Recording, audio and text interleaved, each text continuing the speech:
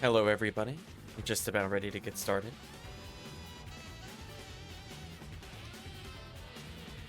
Let's shout a little.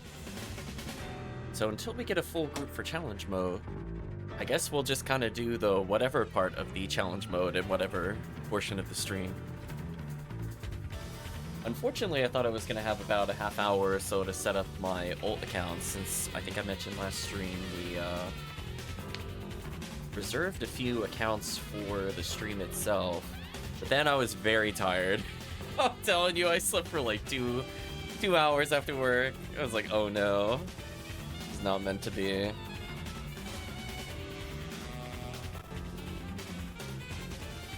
We'll figure out some time for it though. I think I will end up probably going for the hot-cold colors.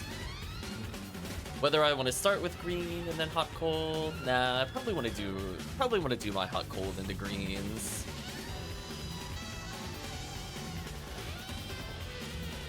If it was the first thing I thought of, then I was gonna say that'll be the instinct. I'll always second guess it if I don't do that.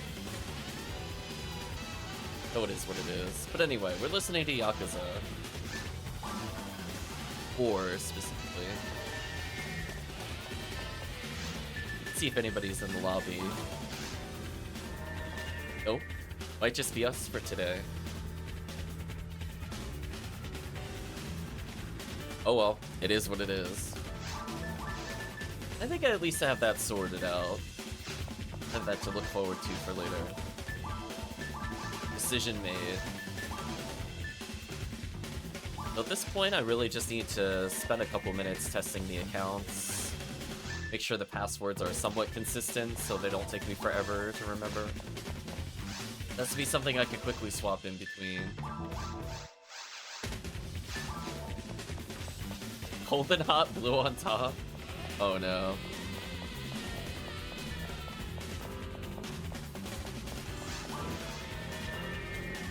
I mean, to be fair, there will be a lot of blue light to be played first. Well, welcome to Therius. Hope you're doing well. Glad you're able to catch a little bit of our other stream. Hopefully, the week has been kind to you. Oops. Pass there. Is that gonna be like a Bowie tonic? Yeah, it is. Damn. All because I missed one cast. Rip. Okay, we'll try hard these couple of satellite lizards and be done.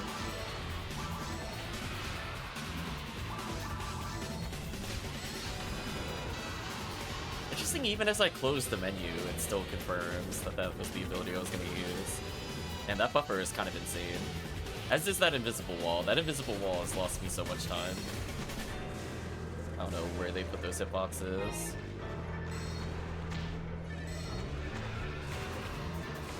Let's do a quick little status quo check to see where we are with lanes.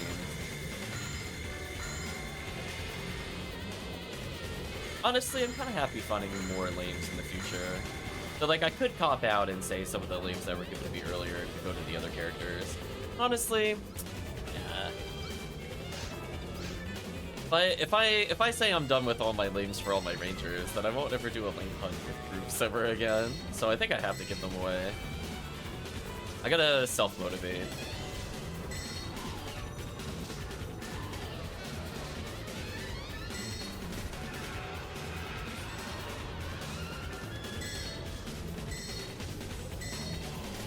I love that I can hear my character cast something at something off screen and just nothing happened on health bar wise.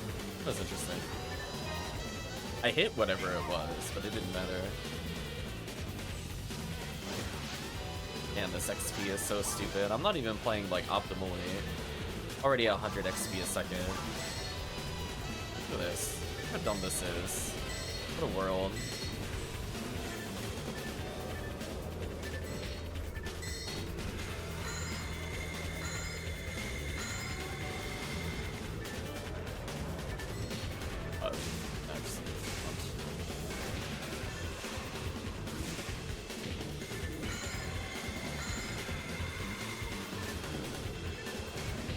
technically refoing them to death, but that's also... Yeah, we were talking about before, where I was like, genuinely, this XP per second, like, I'm getting over 100 for more than 2 minutes in a run. It's literally on par with RBR. At least on low-end RBR. Or actually, RBR quests without the RBR points is the best way to describe that XP. Like, the fact that I'm even at 100 at all in very hard mode is like a big eye roll moment. Oh, I didn't have enough to cast for Bowie. I was wondering what happened there. I thought I had one more in me. My bad. I'll pick up that luck material in a moment. Yeah, we'll wait for people to show up, and if they don't happen to show up, then I just keep playing PSO. Otherwise, I'm clearly good to go.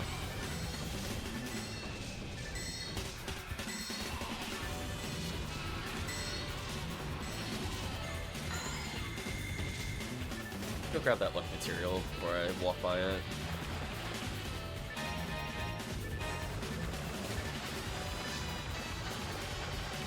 Yeah, I think we were doing Phantasmal World with 2 people, 1 person playing optimally, 1 not. And one time that was my fault. I will say that one time that was my fault. But even then, it was still like, I'm still getting more XP here. It's crazy. Oh, didn't kill that one. It is what it is, I guess. I say it's actually kind of cold here, so warming up is a bit more literal today. Fingers feel cold.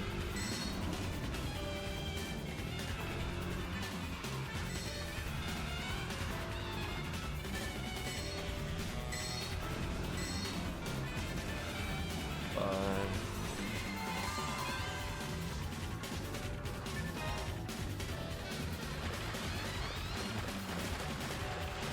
They really not gonna dive bomb? Why did the other one not go towards me? Whatever. Took him a little while. He figured out I was there eventually. Just so forced up to start rad. Figured while we're waiting for people. Definitely my go-to. I know I've talked about this on stream before. I used to farm this a long, long time ago. I don't even remember when I first played this on stream, but I used to do those Dorphon resets on Rare Enemy Week while really bored with Viridian, and I wouldn't reset, I would full clear MA4Cs, because I also wanted Limiter. That should place how long ago that was, because that's before I realized Christmas Fiasco was a thing. And obviously I've known about it for many years at this point. So that should place on the timeline of how long ago I used to play this quest. So I think it's mostly come back. But hopefully you're doing well, Malau. Oh man. You're slowly recovering from allergies as well. And I'm waking up. I'm almost 197. If anybody wants to hop in for games or wants to play something in ult, you're more than welcome to suggest something. I'm happy to leave as needed. Otherwise, I'm gonna do my autopilot quests until people show up. So good.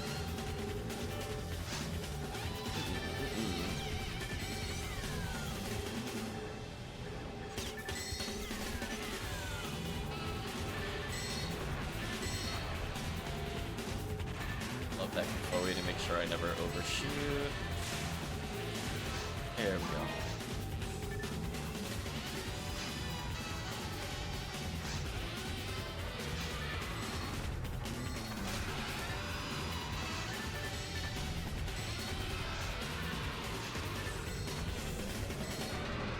Really don't lose that much time, because I'm usually expecting items there with how many are killed there. But losing like 1 second by being in between them is actually not that bad. Oh, I hate when the Fuda doesn't get by Ripoe there. Means I hugged the corner too tightly. See, that was 130 XP a second. I don't even know what to say. It's just gross. The peak of XP in this quest is insane. See, that actually just straight up beats RBR. You do that early reset there. Crazy.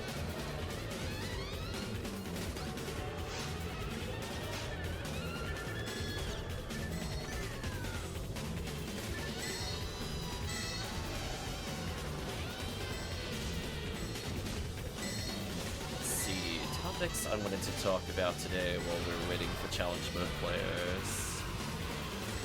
Obviously, do more very hard mode. Just for number one, always number one. Do more very hard mode. Number two. I think at some point I need to experiment with the launchers again. I don't want to do it right before an event. I will probably play with my settings one more time between November and December. I'm kind of happy where most of my UI is now, at least. But reassigning buttons for pickup, I'm like, I don't want to learn that while I'm in the middle of an event. Leah Yao says, I really gotta get some units and materials from my forces, so leveling is rough on them when moving up in difficulty. Oh, it depends on how, yeah, it sounds like you're very early. I have, like, the inverse of that statement. It's like, once you just carry over, like, a mag between your characters, that's all you really need. Materials are nice to get, like, that early tech. But honestly, if it's like your second character kind of thing, it's understandable if you don't have like the 140 mind or whatever. It definitely helps. It speeds it up. But man, forces are so easy to level. when they're not your first character, oh, they cast like 3 spells and kill every enemy in episode 4. So silly. Goodbye, Zoo.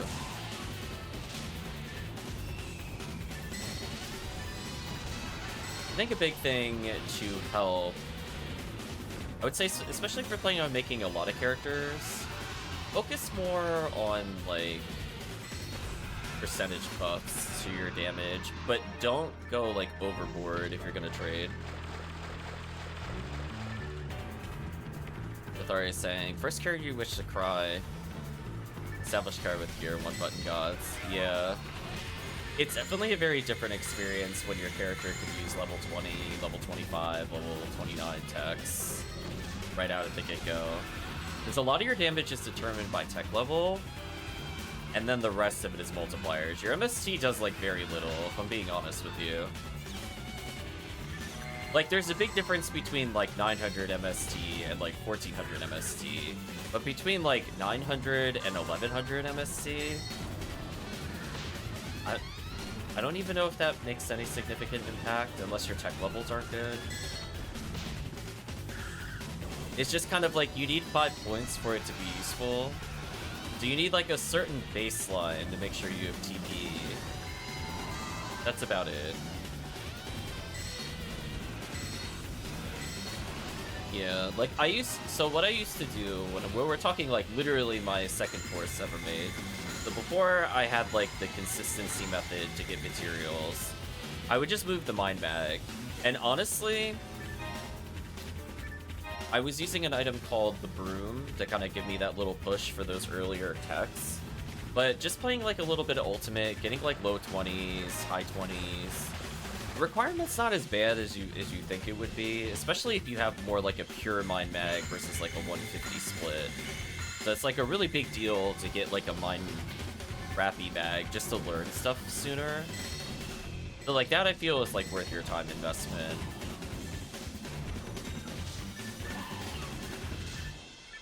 Ironically, just ran calcs between focusing on a high percent versus high MSC. Wouldn't see Mercurial run to get out of these during very low levels. I mean, it's kind of one of those things. That's true. I'm hoping to get a good supply of like 20 discs once I get a Ranger into ult. You can actually even find them in ult without trying too hard. We're gonna show you a little classic trick right here. Be like, shh, don't tell anybody. So we're gonna go ahead and do one person ultimate. You know what? Anguish 3. Why not? Why not, chat? I'll show you something.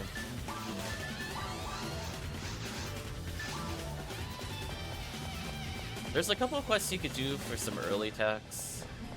I like the Force variant.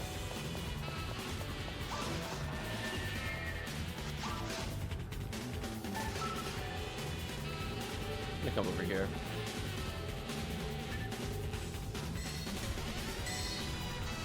And I got some items to drop. I mean, you can kill them if you really want to, but it's mostly just about making sure you get that item. There's a lot of different ways you could do it. No interesting text on the floor this time. Honestly, some people just do this for the value. Just make sure if you are done, either clear it out or do whatever. So since something of interest dropped, I don't have to worry about clearing that. Or you do box runs. Box runs are also pretty good for techniques. If I wanted to take like a really whack horse there real quick. Oh, not an Anguish though. Episode 2, you can't get away with that. There we go. Yeah, let's do a happy little. We'll do Phantasmal World 3. To think about that for a second. I mean, you could do 4 as well. It's just much slower. They both have box runs, technically.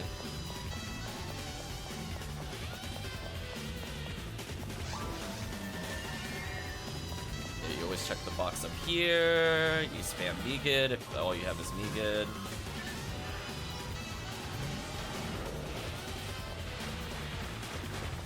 It's another one of those runs. So if you happen to stock up on like God techniques from Corrin's gambling, or you happen to have a lot of wizard techniques, you can kind of just go around one-shotting the whole thing. For people wondering if it's hard to play Force, I mean,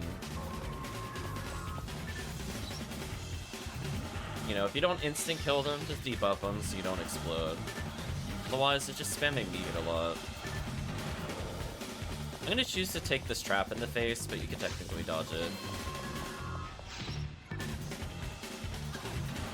Okay.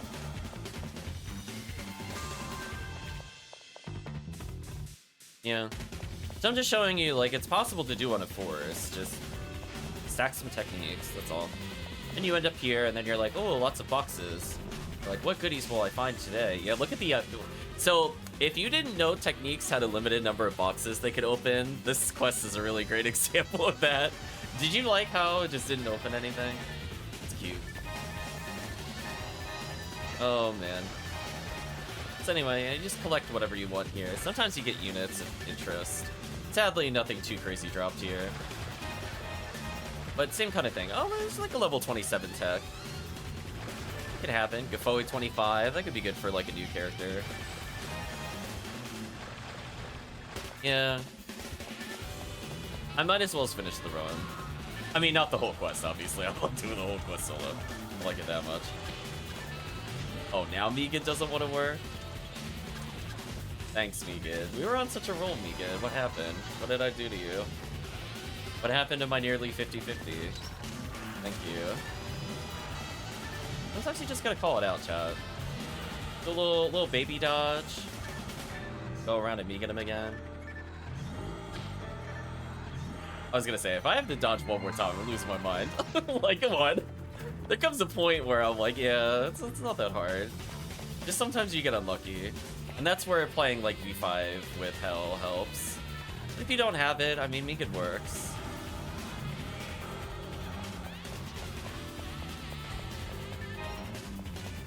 I'm gonna check the next room boxes, because I can.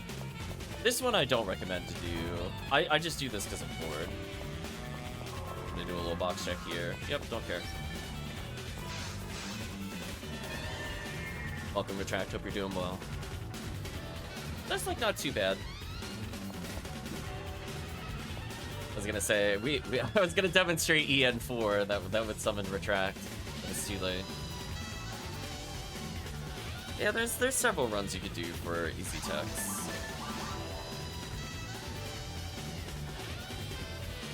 I'm in, says Retract. Oh no.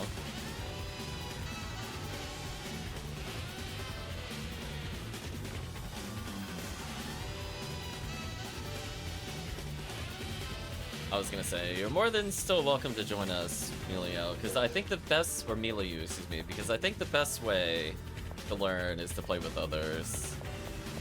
You're gonna see stuff you never knew about. You're like, how'd they do that? Or why are they doing this? Sometimes it's good stuff, sometimes it's bad, but it's all about experimentation. A lot of people here just started this year. Some people have only been here for about a year. So we have experience of all kinds.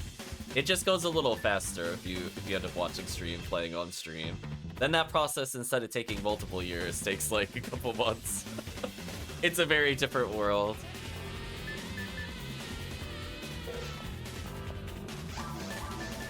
Hope you're doing well today, Retract. Okay, normally you don't want to do this on Blue ID, but I guess I'll demo it. Really better.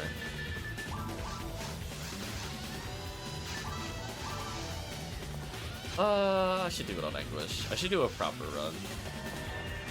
Oh, wait, Retract's already there. Retract is like, I will host. Go ahead, Retract. You can host the game.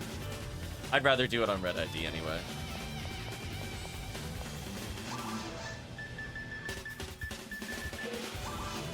Uh-oh. Oh, I thought they were making a game. I got baited. Oh, swapping gear. That's fair. I don't think there's any other cheeky runs. See, if I wasn't playing Blue... Well, I mean, I could still show it on Blue ID. You could technically do, like, solo tower clears for Gibbles if you're RN. But it looks like Retract is free. So we'll have Retract walk us through. I mostly remember the positions on where to stand, but it's a lot of the quests where we're just gonna end up dual casting. So the most important thing while doing the quest is to go unarmed. If you happen to have something that boosts lightning damage, specifically Gazond, I would go for it. X1520 is here. I believe that is the Darius. Oh, it's just Anguish 3, it'll be fine. Yeah, it's just an EN4 reset. Yeah, we're not doing the full quest on Anguish 3, that's madness. So sadly, this character is not set up with Gazond, but it's fine. So majority of the quests are going to be in this tech menu, casting Gazond. So if you're not used to doing it, I would start to learn it for quests like these. So you want to get those frame perfect inputs. So we're going to go ahead and climb up the ramp, and we're going to turn around and hit all the claws.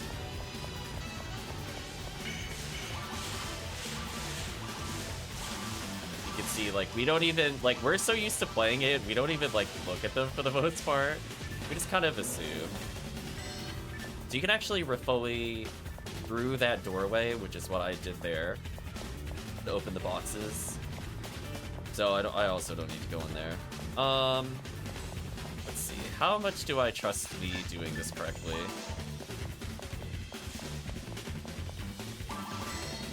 Alright, so you heard that sound effect?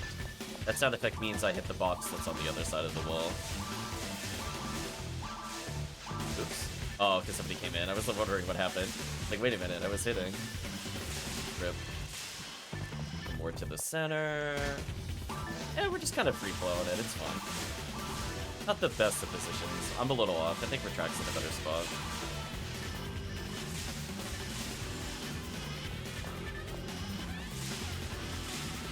I come over here. Made a little bit so that they move. Now we clear them.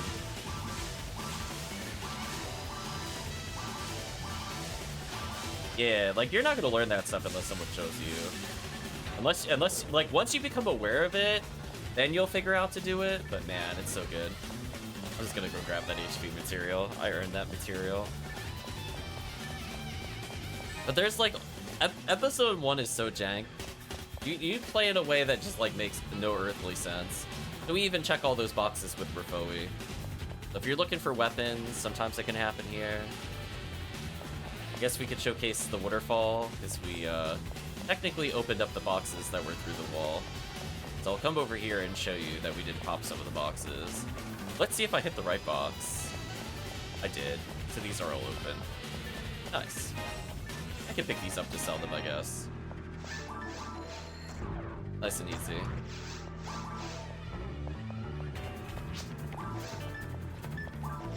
So it's always a good sign when you manage to hit the boxes.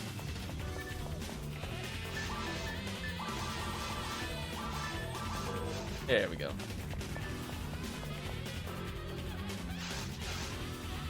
So, nice and easy demo.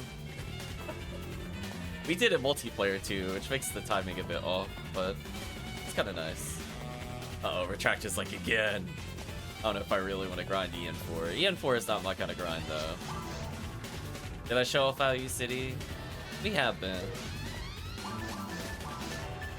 More than welcome to join us in Value City again.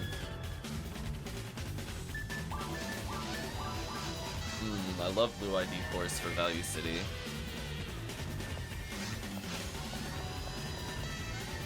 So I've been preferring MA4C.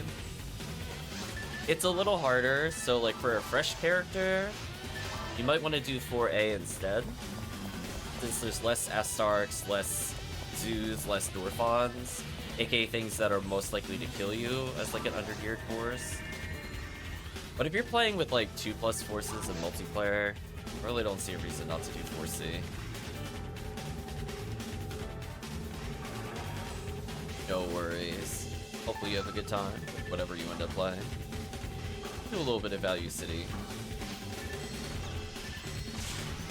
Love Retract is still holding the Gazan merch.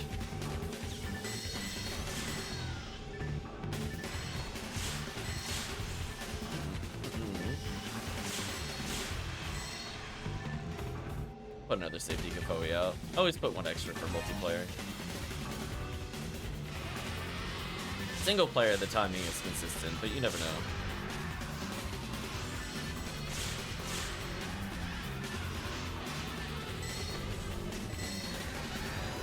Ooh, that clear is so good.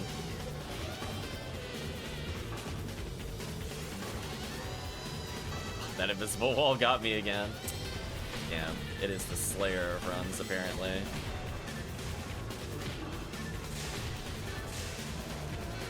Oh, I put it away in my inventory. I wanted to show chat later. I did get a 55 hit weapon on very hard mode the other day. Just looking at chat. It wasn't really any good, but it was kind of funny. It's technically like 50 hit, 55 hit ray guns with Hell. Good spawn here. I've seen a couple that were so close. They were like 40 hit Hells after teching. I was like, man, so close. Shame. Did not mean to get Bowie there. What I get for letting go of the button for a fraction of a second. Nice. Glad Value City is treating you well.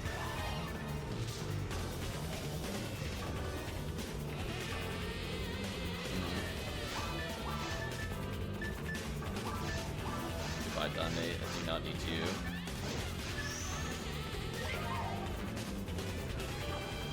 I mean, if we're playing 3 people, we might as well full clear.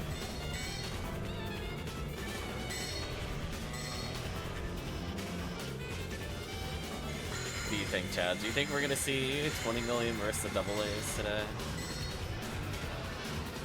So sad. No Skyly ID, so many rares. Oops. Target.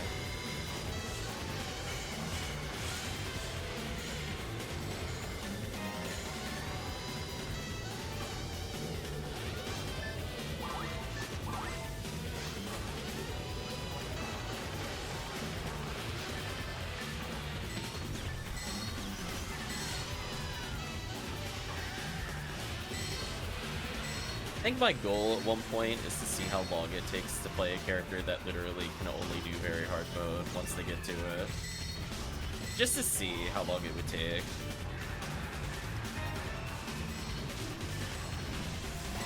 I mean, if I play during XP week, it's kind of cheating, but it is what it is if it happens there.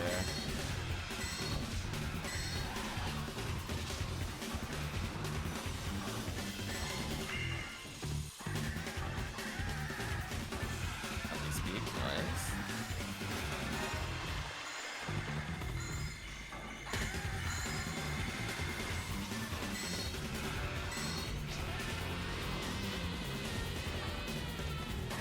I'm just hearing a million very hard cookies, so I don't want to do that.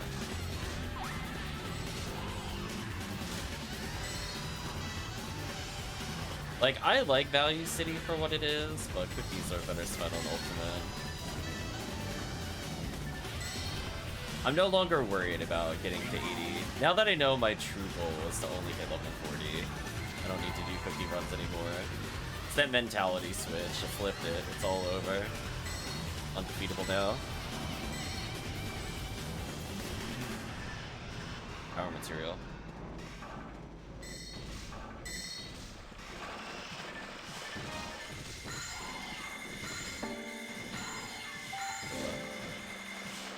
Oh, wrong material on the minimap.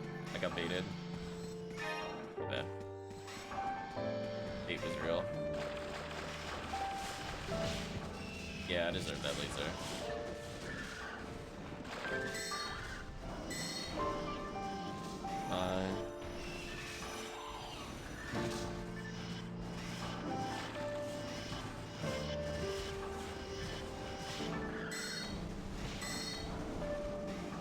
More enemies. They tried. It's a pretty fast clear. It was sub 5 minutes. Double force is broken. See, like, single force, even for me, it's a little questionable. Oh, the Tharius one. Gotta put away the value.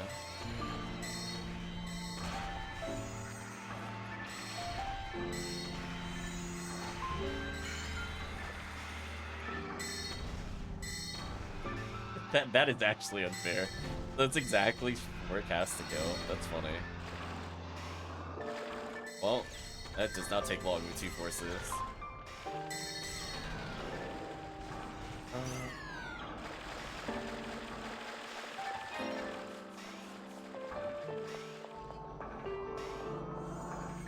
I don't know how I feel about them including this song in the extended mix. I might just skip.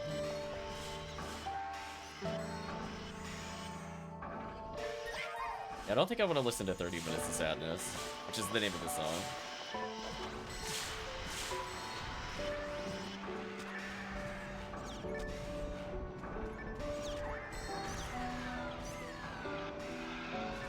Navigating a room with a lot of Gorons is rough. I have no idea how to kill Ertabulu solo yet. Demons. France. Well, either strategy works.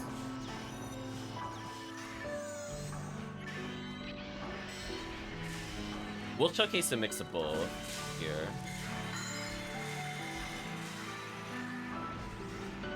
Yeah, like that's why I don't recommend going underground if you are truly undergeared. Like, you only come here when you know you're with people that are leveled.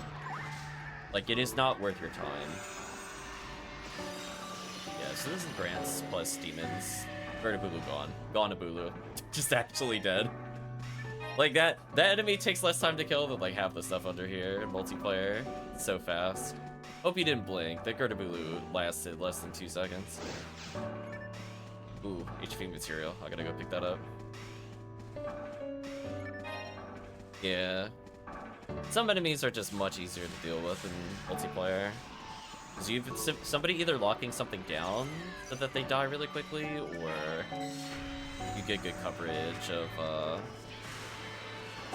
high damage plus demons or insta-kill. But multiplayer just ends up being easy for many reasons. I think it's balanced to be like somewhat more challenging for 2-player, but the more players you get, the more in your favor it becomes. I like to call PSO's difficulty 2.5 players. Like, 2 really skilled players can do it, but then you play like 4-player and it's ridiculous. Full force plus DP meta is just based on 4 people stagger locking, yeah. Look at that. What can these enemies do with this much tech in the air? Answer's nothing.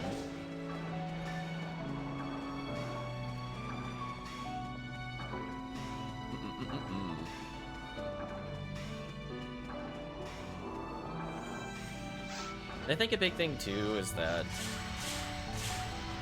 as much as people talk about Rafoi is actually the king of techs in very hard mode, and it definitely any difficulty lower than very hard mode. Rafoi is like actual god tier. This thing stun locks, it kills entire rooms. Look at that. High level Rafoi, oh, so good. Lower levels, Rafoi might be better. Okay, don't blink, watch its health, and dead. Poor Hulu. It tries. Gonna Rafoi the far target. Oh, I'll save you. Another room where, like, I could Rabarta that, but I just like Rafoi more. Oh, I got hit. Well, bad. I failed us. Keep up this room. It could be kind of annoying.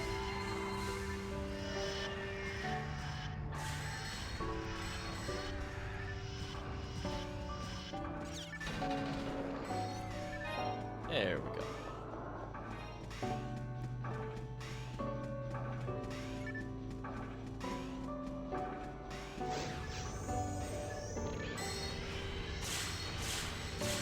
I mean, you might notice, like, we're not getting hit, and it's just because Rafoi stun locks. Rafoi is, like, really great when you can stack it and you don't have to move. And then if you have enough forces, sometimes entire rooms die in multiplayer. But otherwise, just, like, stopping an enemy from hitting you in the first place, oh, Rafoi's so good. Like, see these zoos here? Get a Rafoi. What are they gonna do? Nothing. Yeah, the Rappies get spooked easily. I'm trying not to spook them because I'm trying to get XP, but it is what it is. Yeah, another example of Rafoi just cleaning up this entire wave. Like, you might have noticed we use Rafoi like 15% of the run, maybe. I feel like I've almost used Rabarta more. Thanks to the Astarks. Otherwise, everything else is Rafoi. So having like your Fire Scepter Agni is important for your fast. Honestly, Rafoi merge, not that expensive to pick up in trades. Especially since after just like 10-15 hours in very hard mode, you probably have accrued enough trade items to just get it outright. Oh, look, value. Thanks, Value City. Up real quick. It's just so unfair. We're not even, like, we're playing on an area with, like, barely any rare enemies that matter. We're still getting value. This quest story drop rate week is so gross. That is my favorite time to play episode 4. Honestly, 68,000, got 96 XP a second with the 3-man squad. Oh, such great XP.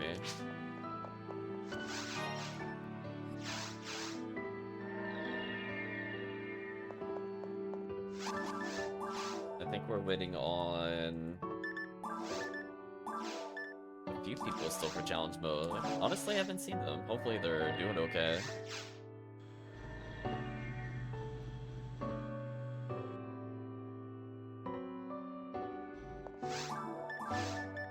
I mean, we're like literally right at the end of challenge mode too. I think we even did Ruins 1 already. Good luck on the runs to challenge mode. I'm gonna pull up for Night Rain for a while. We'll have fun. Yeah, we're like literally less than like hour 20 from it. Oh, we don't need very long tonight to be challenge mode. But in the meantime, I guess we'll play this. And if Dango happens to be around with remote, we'll end up doing some more Humar runs. Put a little head start on those. Just immediate telepipe.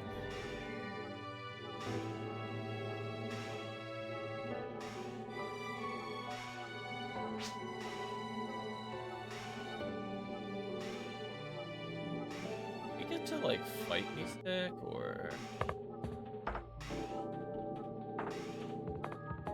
Mood of Disquiet isn't bad, but I'm kind of in the mood for fight music. There we go.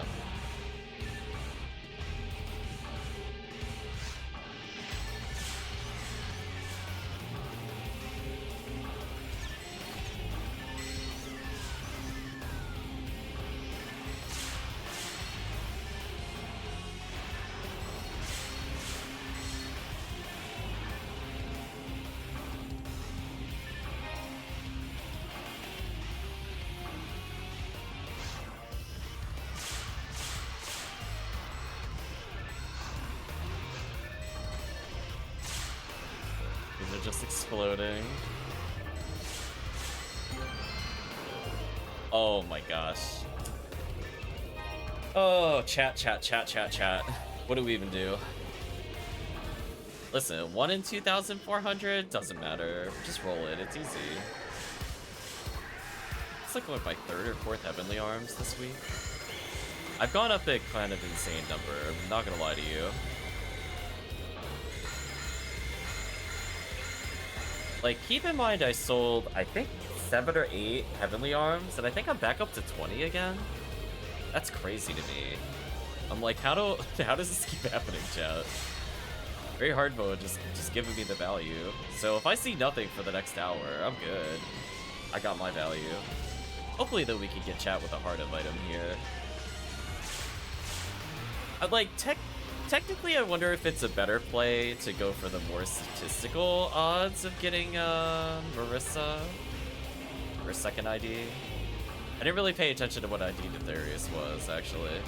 Because that would be very sad if Ditharius is not Sky or Red. Because I think Retract is Red. Uh-oh, blue ID. Oh, that's unfortunate. Well, we don't want to see Dwarf on a clear then. Unless we just give it all to Retract. Which I'm okay with. I'm okay resetting for Retract. Like, you go, Retract. You get that heart of.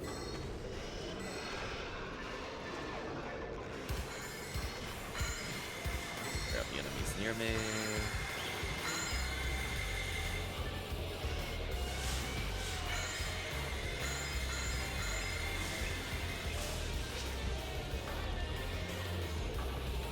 Retract is red for Dwarf on a clear.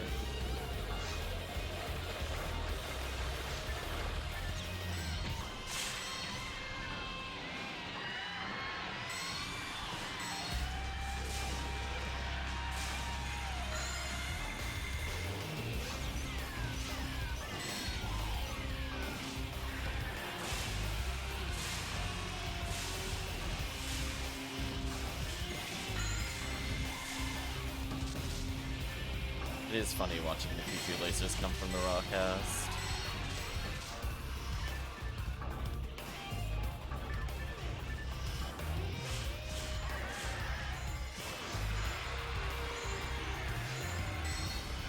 Oh. I'm not expecting my target to explode. Hit the target. Yeah.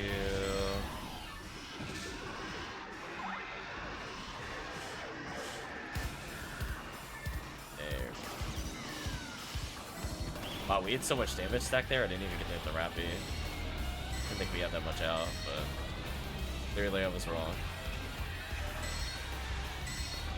I'm not waiting for that. Yeah, we didn't walk towards us. It's gonna take forever. So, like, it's technically better odds of us getting a select cloak on, like, an individual monster basis. But just due to the fact that there's so many satellite lizards, we're more likely to get a Heavenly Arms. Well, I gotta go back. It's a Tri-Fluid. Oh, did you trigger invincibility? Oh, you're a fool. You gave me invincibility? What a fool. Right, chat? Like, okay. Well, I'm not gonna heal. I got like 15 seconds of invincibility. I'll be fine.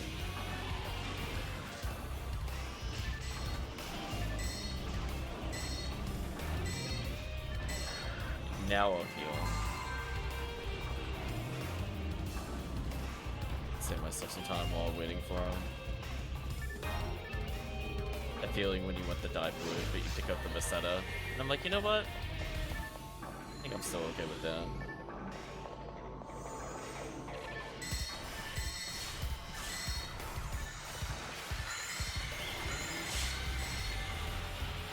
Yeah, see, I would have pinged the asking for people for levels, but I wasn't sure how much time we'd have between now and challenge mode. I was thinking about that again today.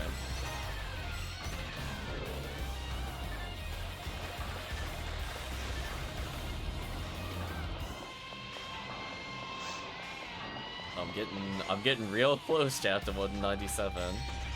What a character.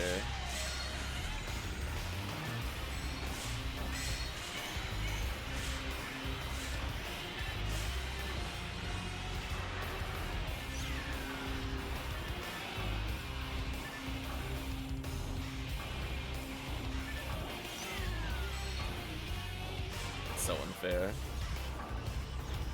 Even in terms of kill count.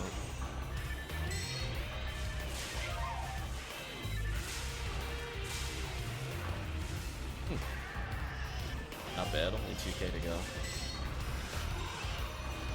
Bad at all. I'm kind of surprised somebody hasn't gotten the HellCleave coat yet. We have to be getting close to lucking into it. Between last session and this session. This session we need like 2 more runs to see it, I think.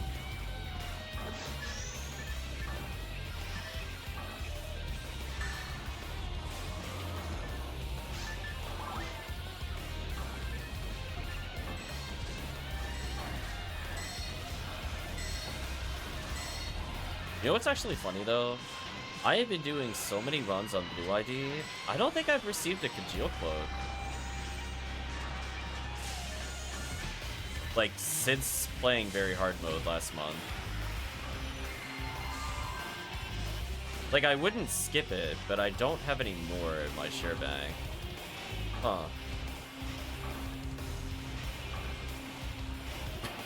I think at this point I've probably accurately killed over 1,000 twos. Oh, this is over there. Let me kill it.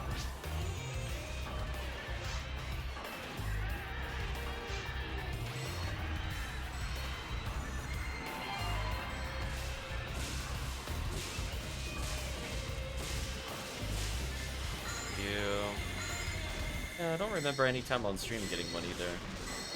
Maybe that's the new goal. See how long it takes to get a Geo Cloak. Like, to be fair, we are playing quests with reduced suit count compared to, like, B.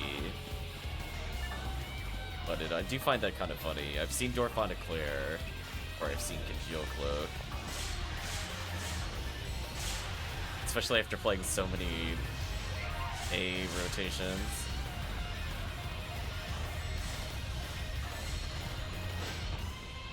I've been knocked down.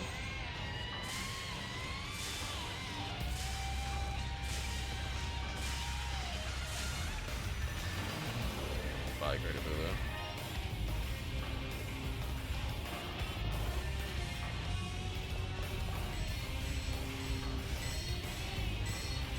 I love that Force is so strong. We can just walk forward, assert dominance with Refoe. You don't have to worry about if he dives bomb and, like, difficulty at all. Like, Ultimate, it's annoying if they get desynced. Very hard mode, it's like, nah, they're just gonna die to Refoe. It's fine. Let them pick how they die.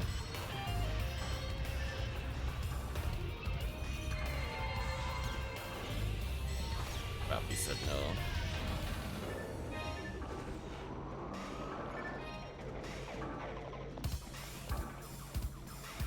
I'm gonna move it up a song.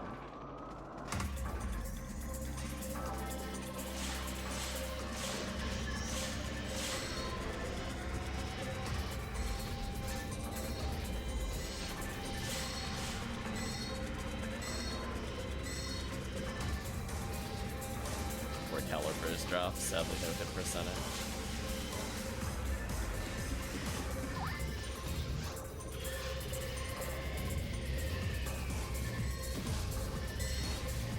Damn, Refoe is so good here.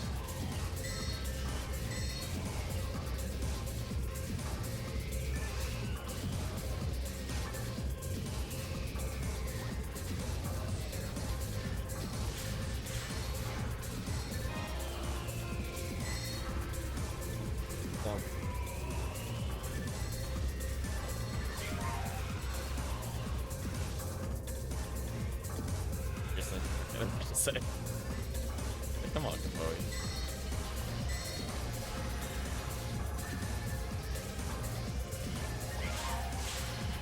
Nice. There we go.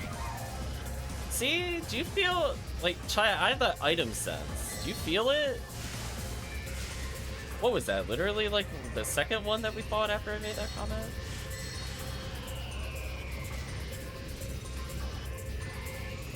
The item sense is real.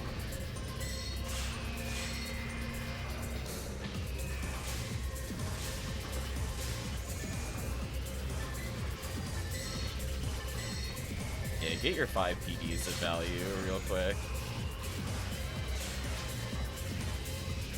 Haven't seen an ignition cloak in a while. Takes a while. That one's really slow.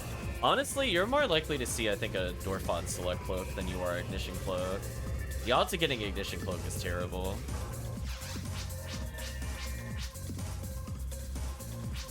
You have to think, it's a 1 in 500 and then a 1 in 16. So even with it at 1/250, it's still pretty terrible.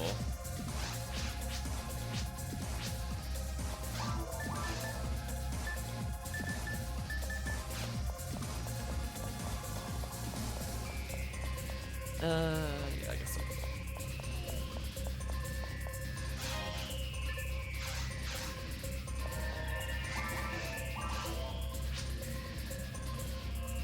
Oh, 1,375, that's fair.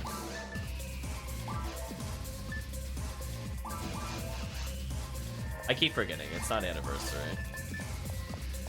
No 200% rare for us.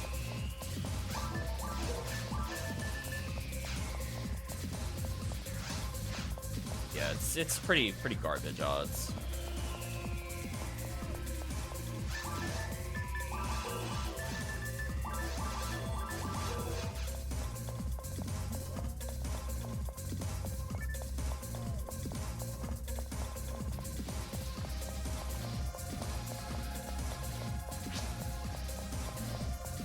That reminded me, garbage odds reminded you of something? I hope not. Talk about Galatine, normal farm again. Item is so annoying to get. Did the math. Takes a lot of rappies to find them. As I said, I'd like to call it the red ring of very hard mode.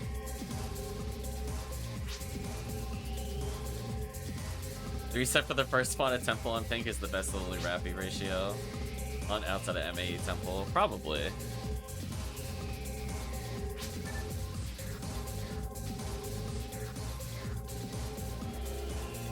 The difference is that people would at least want some PDs. Imagine doing that whole walk, making the check, and just not even getting anything. That's why I like these kinds of resets more. Yeah. At least you can get PDs on the resets.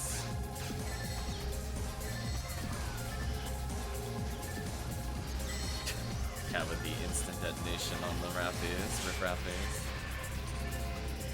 Like, no XP for you! I mean, they should still drop their things. We've established that a couple times on stream. They still drop rares. I can't even get mad.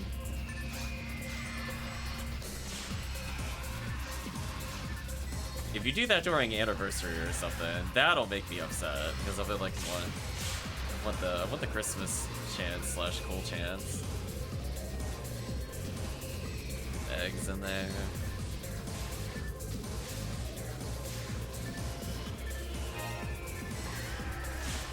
Get oops all PDs from Christmas presents this year.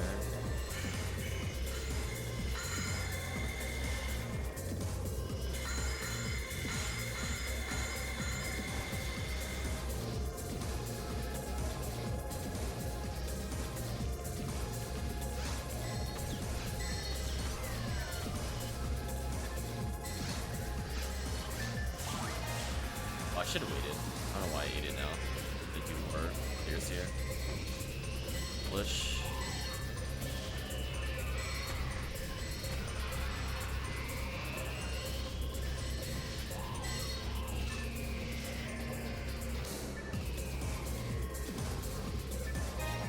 I saw it when, oh, I'm maxed on Tri-Fluid. Let me eat a Tri-Fluid to pick it up. And I was like, wait, I'm gonna be here for like 3 more waves.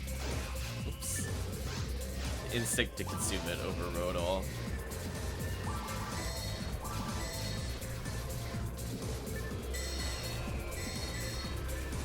It's just actually unfair how fast that goes. Wild. Get him more little bits. Wait this time.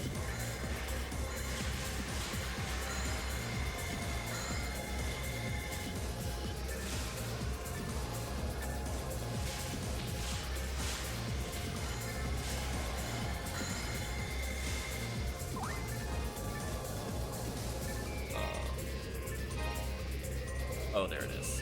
I was like, I saw a defense material, and I'm like, wait. The mine material was hiding behind that. It was a decoy all along. Yeah, I'm feeling in a pretty good position to start new characters. My only goal is to get to 40. I don't think it'll take very long for me to have a good amount of IDs for very hard mode.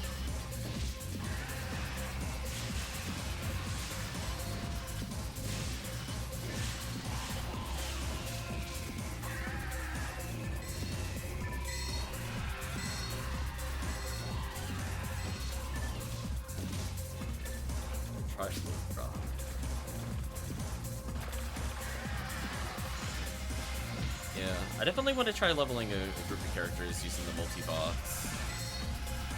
Which I did double check in the rules to see if they would get mad about using that for power leveling. But in the rules for Ephinea, it actually explicitly says that power leveling is an exception. I mean, I'm still going to play on classic mode, don't get me wrong, if it doesn't default me there. But I just thought it was funny that they emphasized that you could do it there. Well, chat, life is unfair. Chat, roll your eyes. Life is just unfair. Just wow. VHalue. Well. For that little buff there.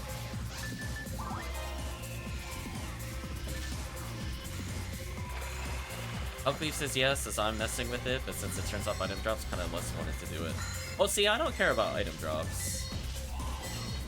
I just care about, I'm gonna make like a whole bunch of characters, and I could technically level like 3 really bad IDs and just play my blue ID to level them.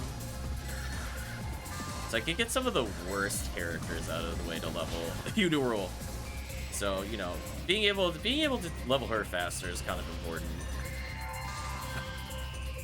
Right, Chad? Just like, I'm kind of okay with skipping some levels with her. So I have to see how to set it up on my computer setup. I'm gonna have 2 monitors, which helps. But because right now I have it kind of large since I'm streaming it. Not like full screen, but it is going to take up a lot of space. And then I need to make sure all the controls are set up. There's still some logistics I need to figure out. So people have done it before on one computer, let me know. Like, technically I could do it with 2 computers, but I'm worried that if I do it that way, it's not going to auto-detect.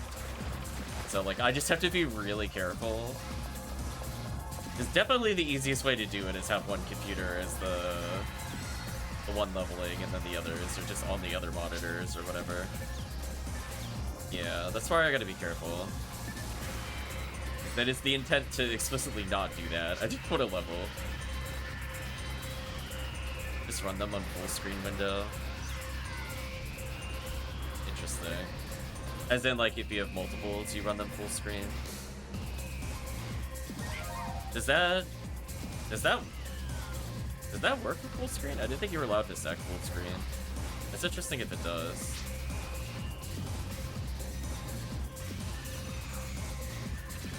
Oh, okay.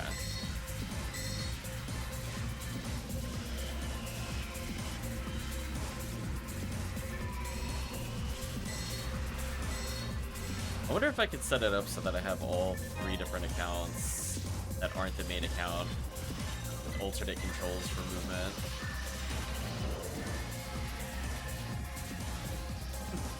One controller, 4 counts. I gotta pick up an HP material. Hope you're doing well, HellCleave. Gotta rest and recover from the work week. Yeah, I've done logistics before where we played 2 different games at once. PSO was open, and then we would do SNES games or Sega Genesis.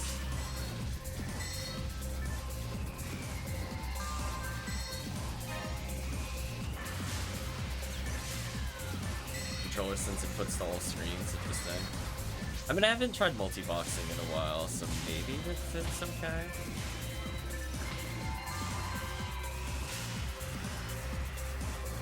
It's very interesting, though.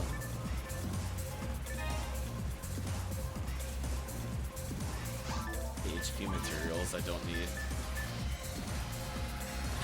We're at 9 HP to like 2 of everything else.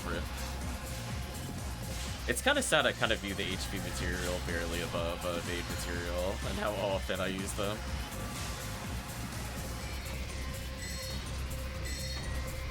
Rip.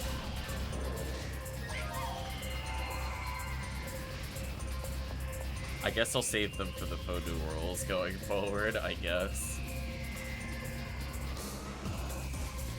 Well, that's actually a good question. Do I have enough heavily HP for the spare characters? In case I want to go lower level. I mean, I guess I could just leave them at the door still. Yeah, I'll probably still leave them at the door. So yeah, so I'd probably just pick one of these characters to level.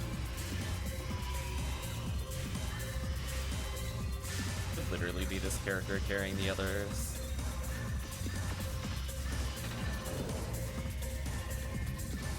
I do like that he's almost leveled again, though.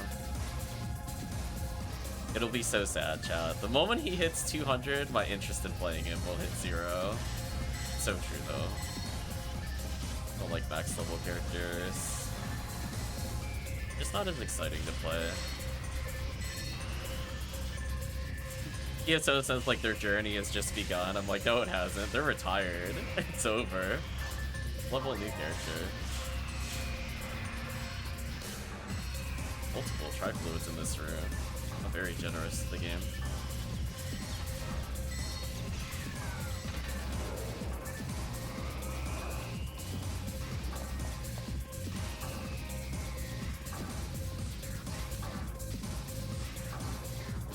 Oh, these are like the super long remixes. I was like, wait a minute, we're gonna be here for a while.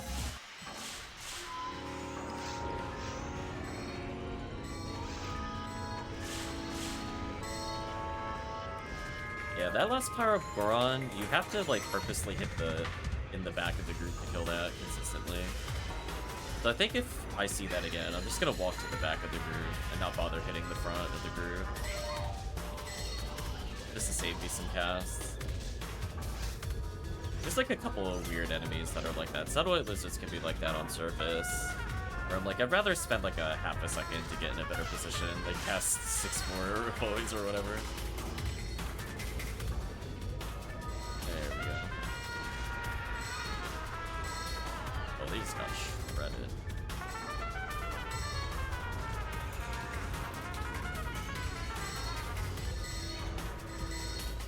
Poor Gertabula. Goodbye. Bonabudo. Eats in.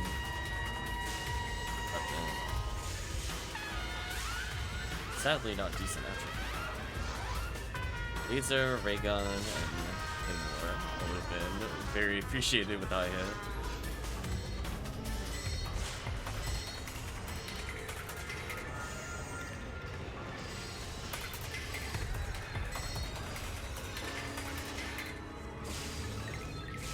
Down. Poor enemies.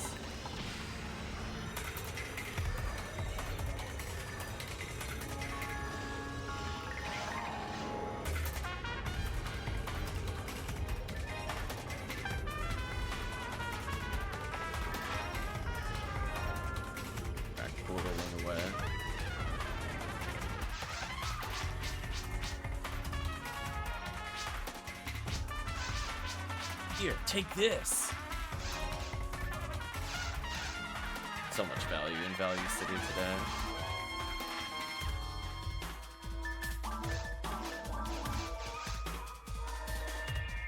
I didn't mean to catalog the kill count.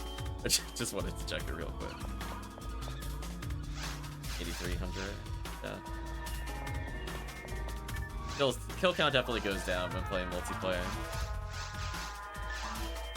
It's fun.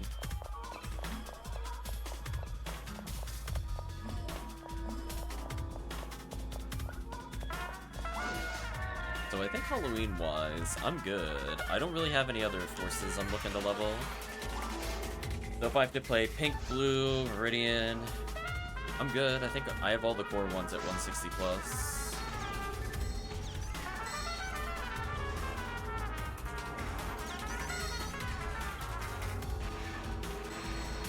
At this point, I'm not sure if I want to start over with making like a green ID Faux Newman or whatever. I just leave the other account to be mostly ATP or something. Think about what I want to do there.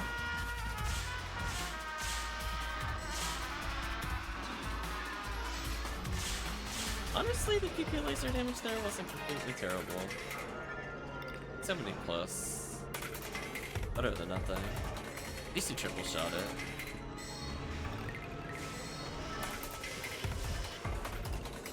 Yep.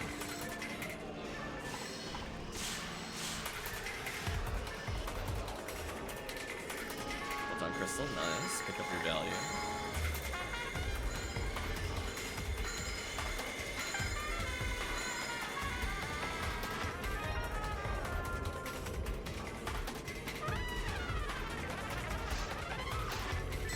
Might have to add remote. Where's remote?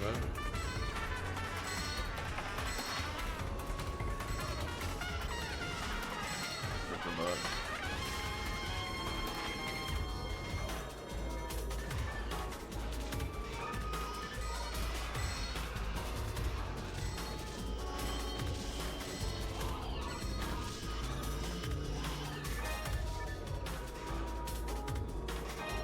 I'll send out a message to them. It will be sad if we don't finish challenge mode today.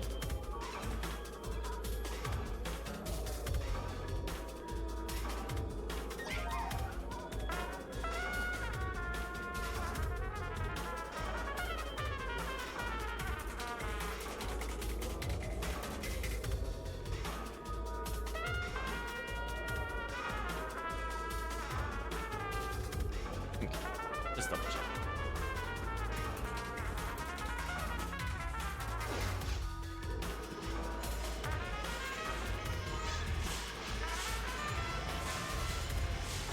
I mean, on the plus side, if we do have to reschedule challenge mode, only gonna take about an hour. Maybe an hour 20.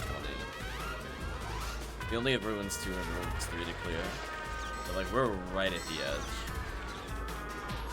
And it's also weekend coming up, so if they come in like the next hour, I'd still do it. Yeah, I did put out some messages to see if they're there. Otherwise, for now, Value City continues.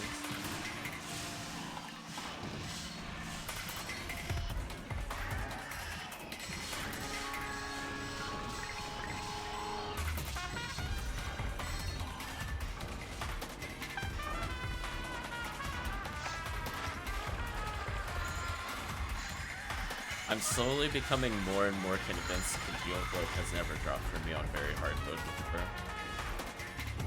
Just, honestly, like, not on Zoo anyway. I'm feeling paranoid. Why have I not seen this item still?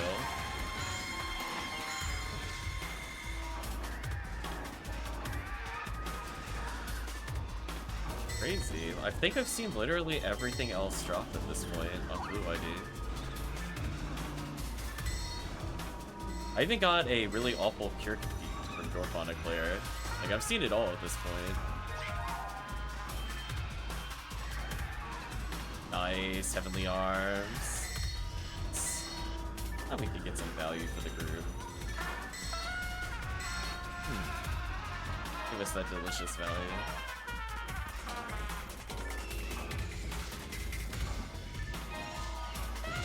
Sorry about that, I was collecting some items.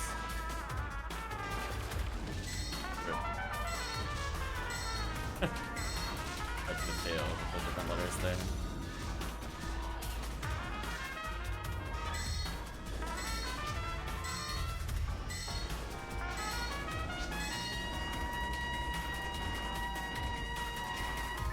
Welcome, Dango. Hope you're doing well. What is this freeform jazz? It is Whiskey and Rhapsody from Yakuza 4. Hope you're doing well, Dango. I think we're just looking for remote. Hopefully life is treating you well, Dango.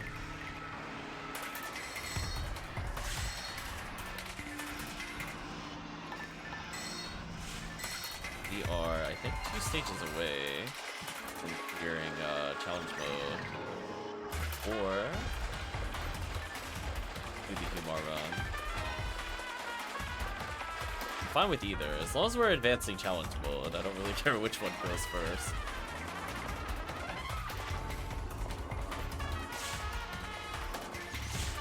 Play more of that wild Dango.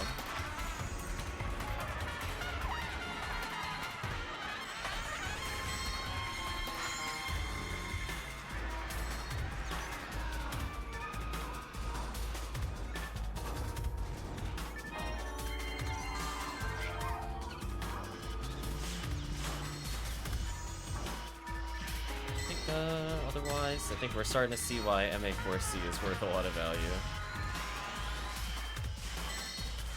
But, Zuzu, that's not the rare we want. Ew. Gotta get Heavenly Luck and everything. I don't even want this item. Keep it for Zuzu. Good, I didn't want it. Tired of getting Heavenly Luck.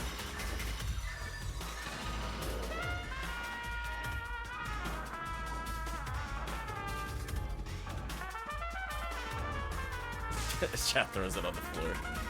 Where it belongs. To be real with you. It's like I don't even want to give them out. It's just not worth giving it out over the Heavenly Arm deals. If people seriously want my Heavenly Luck, it would be like ultra discount. Probably even get like a 2-for-1 special if you really wanted. Yeah. I mean, like, it makes sense when you're in, like, that transition period, right? Like, you're at, like, 150, 160, you're not quite Red Ring level. Like, there it kind of makes sense, because you're just trying to cap luck. That's why people end up using, like, God ability and Centurion ability, because it kind of fills the gap in the meantime. Which is what I usually end up doing. Aren't they 100 team points? Well, let's fact check that, I guess. I don't really care about team points, but we can find out in real time. What do I not care about in my inventory? Oh, monomates. Oh, I don't think you could go back. Never mind. Rip Heavenly Luck. I'll go check my bank later. Nice, everybody got a Heavenly Arms tonight. MA4C putting in value for everybody. And you get an H-Arm, and you get an H-Arm. Yeah, we'll check out the team point value next time I go to the bank. Team pointing them for 100 would kind of make it worth it. If they're only 10, I don't care.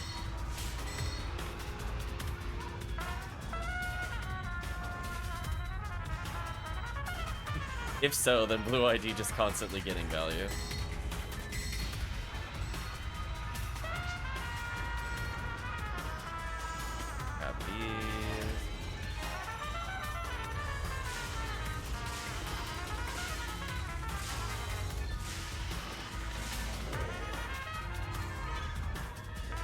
Can you imagine if there was like a celestial luck that just put you at 100 luck?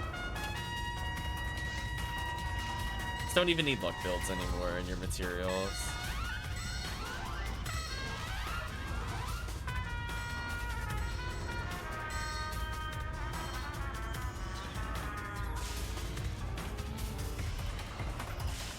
Gorgon detonators. I'll go check it right after this wave.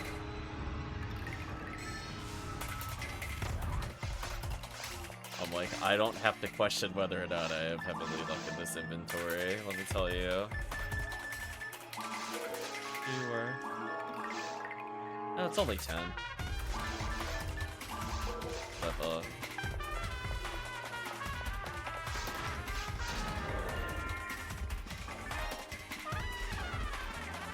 it's worth a check. I mean, like, if it is worth team points, that'll actually bother picking those up. That's okay.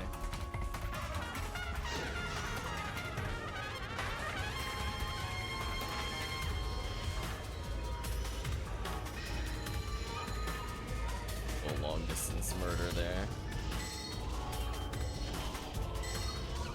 Yeah, like, I'm still thinking back to the Discord. I don't think at any point I put Congeal Cloak, but Jack can fact check me. I wrote down, like, every rare that I got while playing last month. I don't think Congeal Cloak was on there. Ignition Cloak was on there a lot, but Congeal Cloak was not. Oh, Ignition Cloak, you're so silly.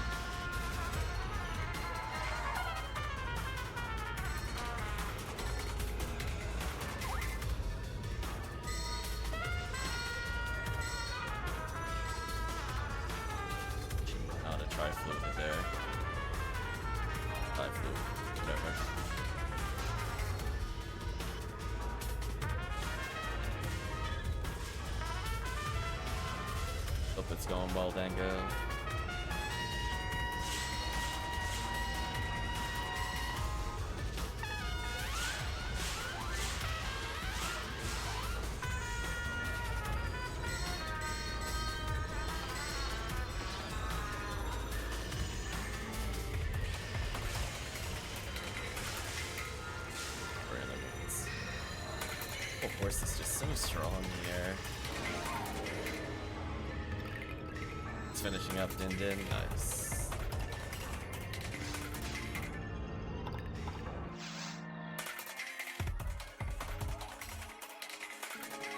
Remote's not sure if they'll make it back today or not.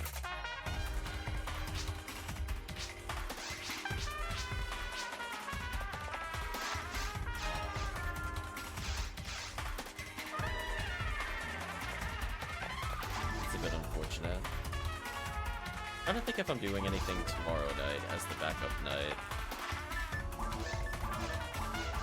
Am I doing?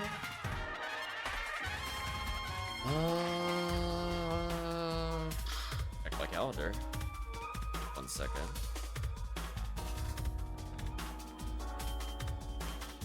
Tomorrow's 10/8.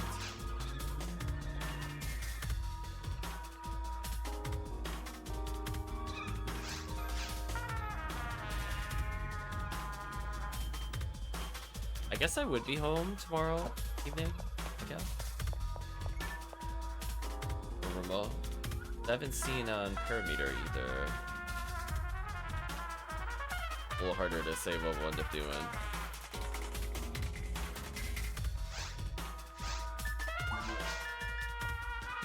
Busy tomorrow and Sunday. Ooh. Not the scheduling conflict. Because the problem with waiting till Friday is the event could start Friday. Not that I won't be around next Friday. In fact, I'll be free all day Friday, because that's when my vacation starts. True boss to challenge mode, so true. I'm like, I definitely don't want to skip it. Yeah, if for whatever reason the event doesn't start on Friday evening,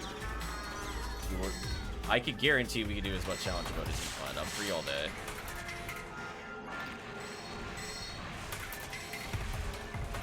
Retract.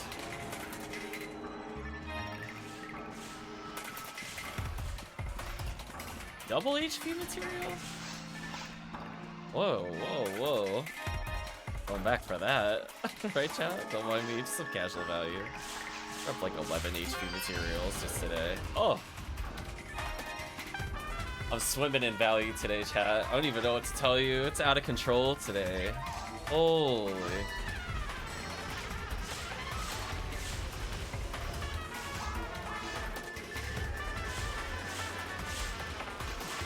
already sorted at Heavenly Arms, too.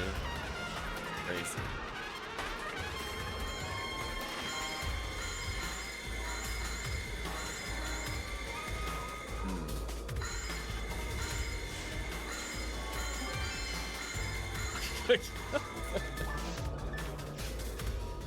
Oh no, chat. What's happening? There's so much value today. Holy. It's rare enemy week. Stop. just like, you're not supposed to give me drop rate week items. Oh, PSO. Okay. Well, I guess the question is,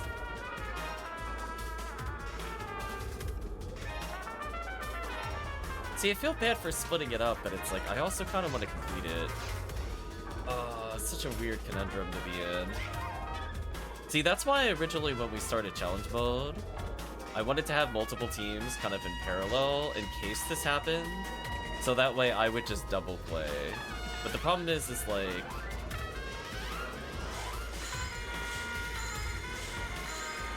I'm not the one that needs to fill the gap this time.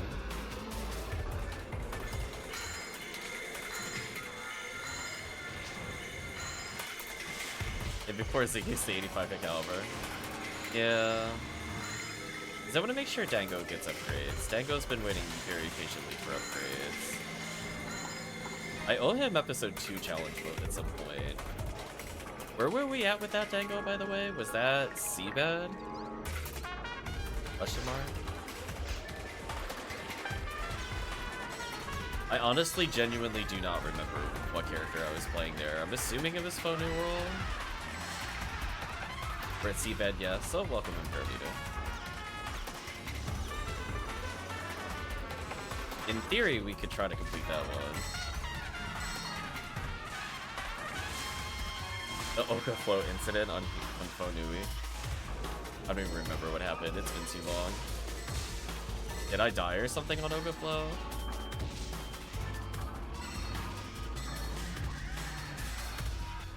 I felt like last time I played it went okay.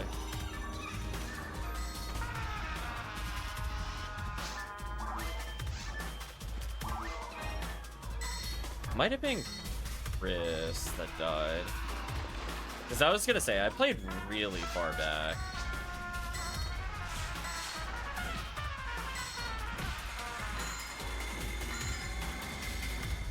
Yeah, because Chris just hasn't been around at all, unfortunately. Now, I don't mind helping him in the future, but at some point I do need another episode 2 weapon. So if I want to get my Demon Needle, it's kind of tempting to get the Demon Needle if the group is up for it tonight. So that way we make some challenge mode progress. But that's up to the group though. Oh, just Laser.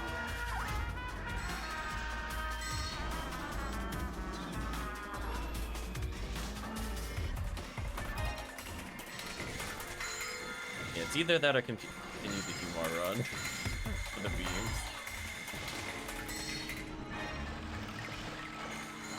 Yeah, we basically have 3 runs to pick from. Little option selects.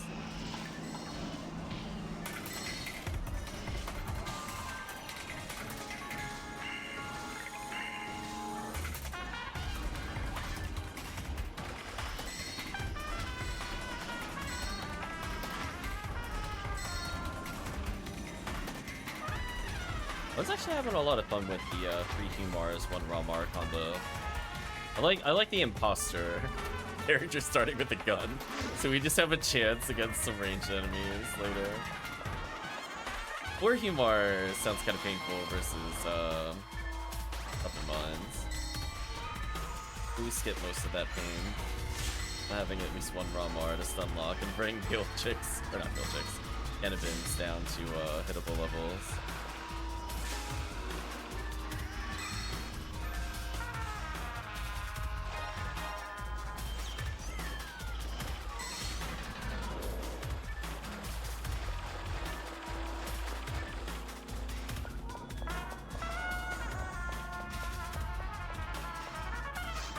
I'm also not opposed to trying other runs as well, if team wanted to try stuff.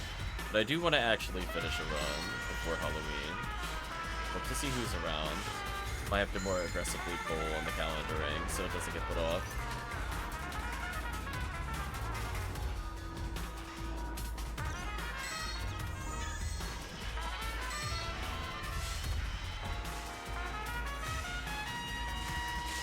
Yeah, episode 2 is a bit of a move, but episode 1, honestly, I could start like a million of those. I don't think I'd ever get upset.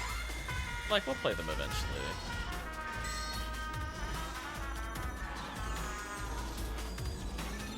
I was a little sad, I think Retract played a character they already played when we were playing with Easel. Because I technically have a character that could substitute in for other runs as needed. So if we ever find ourselves in the middle of a challenge mode, I don't mind jumping to that character.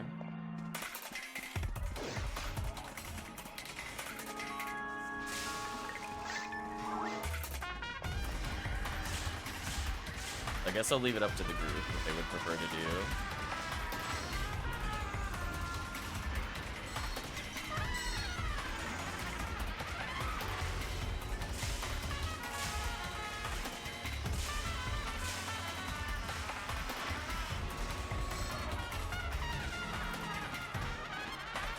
The way I kind of view it, the way I internalize it, playing an hour and a half and not receiving any items that are helpful is just playing like an hour and a half of old.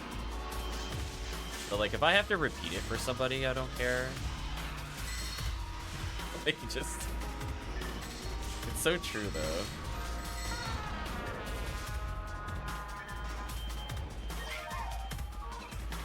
Nice, photon drop. I love that even the game with the enemy count defeated cheered. It joined the emote chain.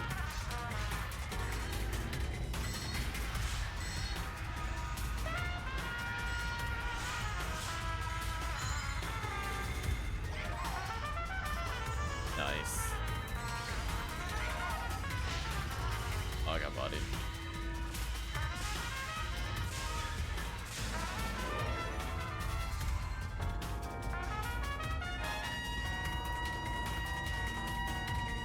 We'll see where we're at in a little bit.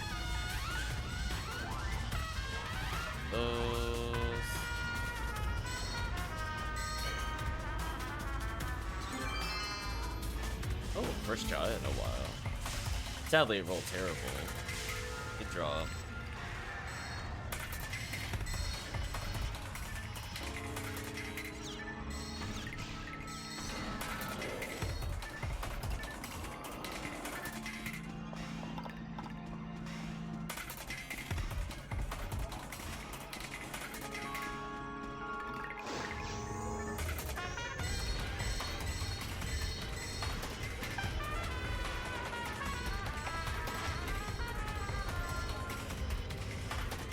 I think I'm at the point where I'm like, if I as the streamer have a character for every single person that has played with us, it doesn't really matter to me what we end up playing. If we have to do more runs, we do more runs. Because the way I view it is I'll eventually clear it anyway. Even if not with some of the original people, I could just read some of those characters for future players. Filling in gaps later. So I'm not as worried about like me potentially repeating characters. Fortunately, I have a lot of characters that are already ready to beat a run. We already did some people in Forest, for example. Let's skip some of the easy stuff.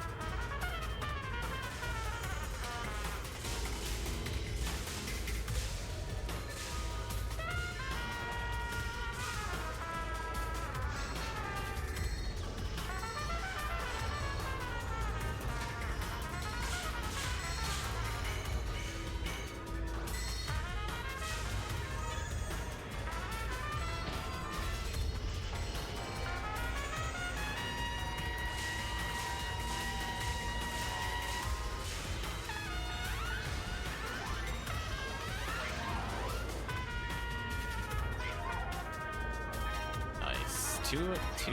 Wow. There you go, retract. Might not be challenge mode, but 2 Heaven Striker coats. It's like getting a challenge mode weapon almost, right? Right? Hour and a half? Got like 12, 13 PDs of value. So many photon crystals too. Silliness.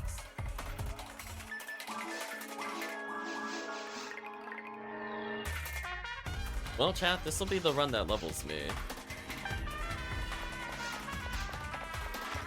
What a world we live in. See, if you told me in like 2023 that 2025 was the year of the very hard mode, I don't know if I would have believed you. I'd have been like, why? Are we making new characters? I wouldn't have believed you.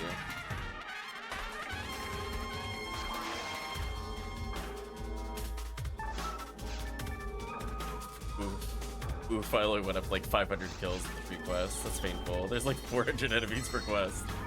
Rip. Oh well. It is what it is. Ooh, you know what it is though? Don't mind if I do.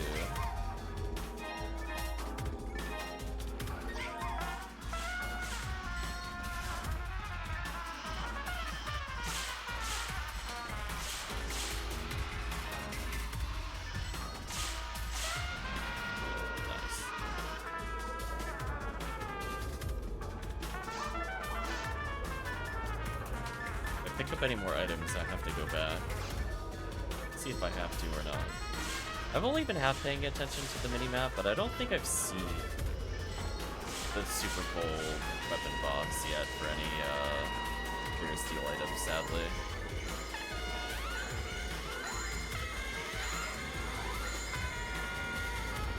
I did make it a different color and thicker, so it should be easier to notice.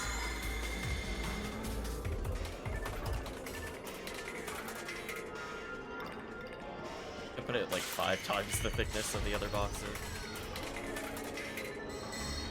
So it should stand out even when it overlaps.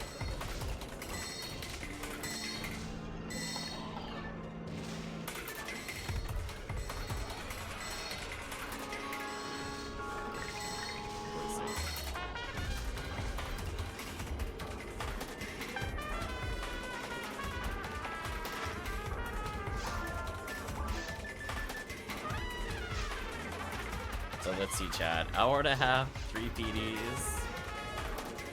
You see what I mean? I swear, I play on like the most consistent schedule. I don't even know what to tell you. Like, it's just every time. Just like, and a select cloak, and a heavenly arm, and a Caduceus. Shake your head. The value here is just so consistent. I don't care what the statistics say on screen. I'm just like, anecdotally, over like 400 hours, it has never not been this consistent. It's so good. This is supposed to be where I'm statistically less likely to receive items. I'm like, okay, sure.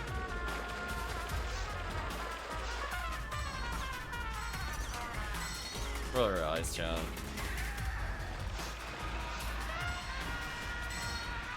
We live in Value City.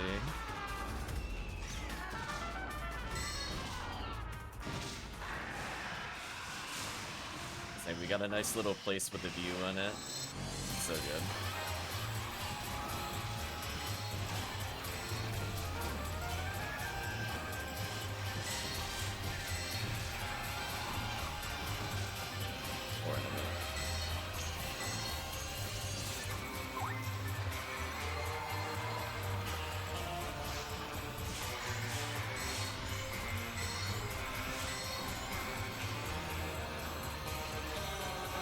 Satellite Wizard.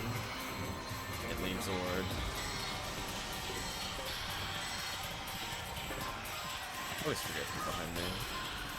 I don't know why I think they're not there. Like, I know they have to be, given how we're visiting them. Oh, I gotta go pick up that music disc. That is so unfortunate.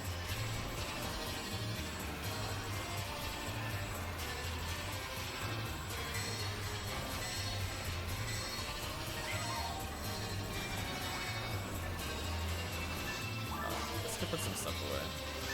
Did I cancel Reaper? Well, that honestly was more impressive to me that I canceled that.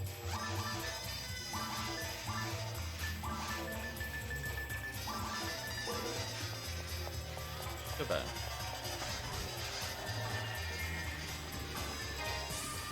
I've decided to slowly start collecting music discs again. I guess the idea is that if I hit 99, I'll just no longer pick them up.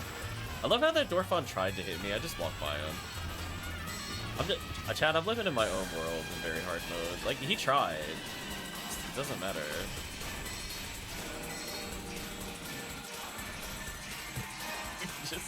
I just walked straight past him and he missed me. What a fool.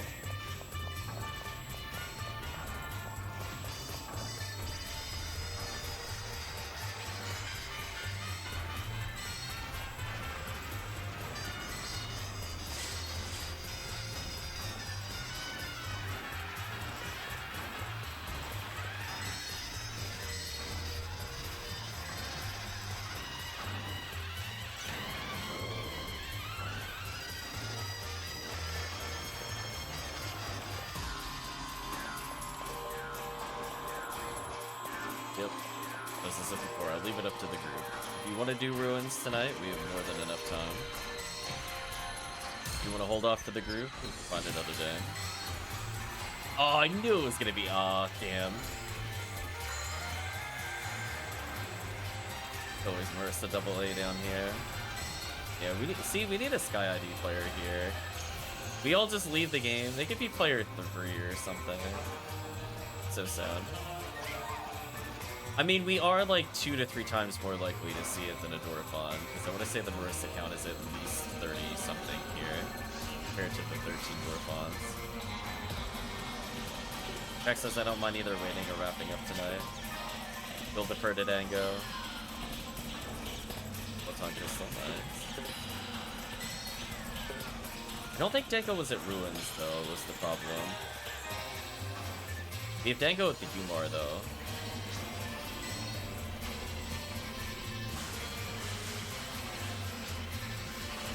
Yeah, that goes back to me. I don't mind doing the Humor run.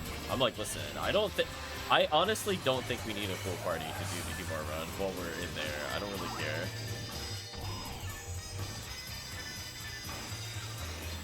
You were with Ruins with the Humor? Can you double check? Oh, were you playing Humor twice? Oh, maybe I mistook who I was playing with then. Oh, yeah, that's fine. That's up to you, Dango. If you want to beat Ruins, honestly, even with 3 players, it shouldn't take that long. Yeah, that makes more sense. My bad. I thought it was Interrogator with us there.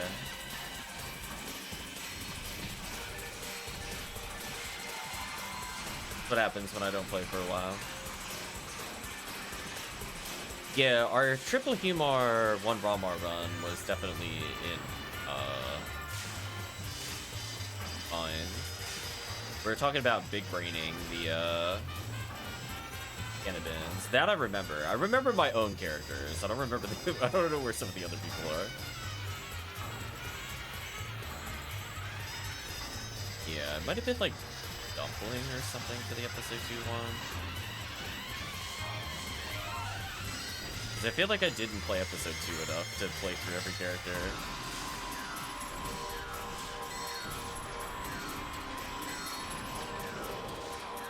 I remember needing to write it down though, because I was like, which Fonul did I play there?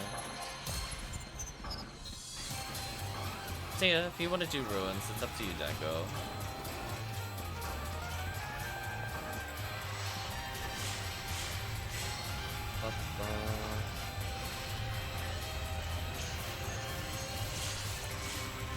I still haven't finalized the name on some of my items, like the Hell Slicer. I just figured it's not procrastination. I'm like stuck between a couple ideas. And since I don't want to pollute chat with ideas that I'm not feeling committed on, I'm gonna hold them until we get there. If chat has any other suggestions, I would love to hear them. Yeah, get that repoing. A beautiful, beautiful repoing.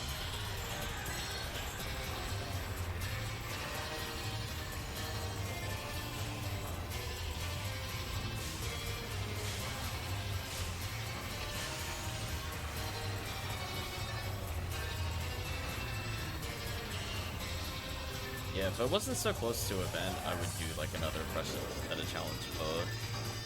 I kind of like that because it helps kind of like veteran players and new players be on like a more stable ground, quote unquote, where people don't feel like they're not contributing to it. But I understand it could still be a lot of pressure for new players. Kind of like walking that thin line. There's my level up. Yeah, so I'm targeting the middle one here. Yeah, there we go. That went faster. Nice. Well done, bro.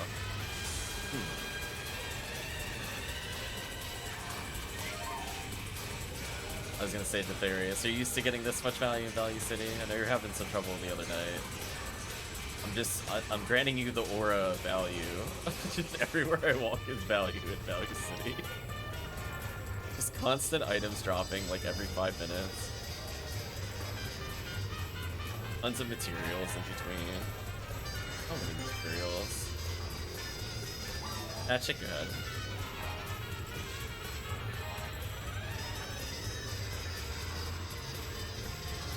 Craziness. You're doll number 21 without an ignition cloak. That's a bit unlucky.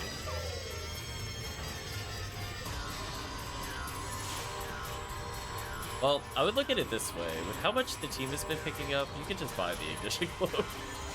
See, that's the trade-off. You don't have to believe in finding it anymore. Just be like, yeah, it's good enough for all PDs. It doesn't matter anymore.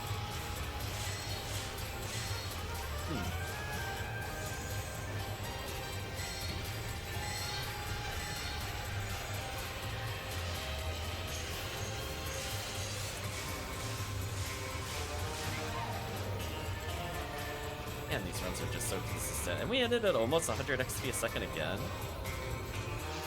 Why does Ultimate exist? Oh boy, chat, I only need 3.8 mil to level.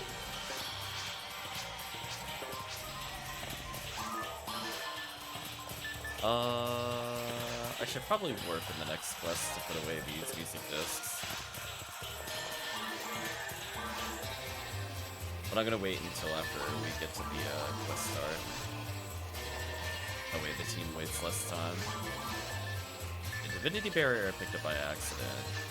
I honestly don't need Escape Doll. We can agree. I think I'll be okay. Mars on stage 8. Nice.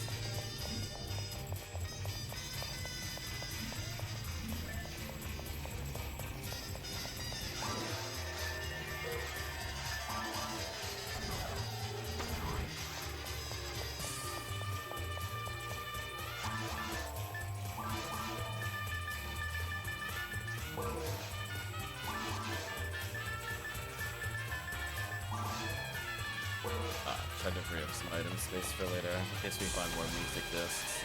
On the plus side, I've already reserved room for materials. It's not like I'm going back every time I count items.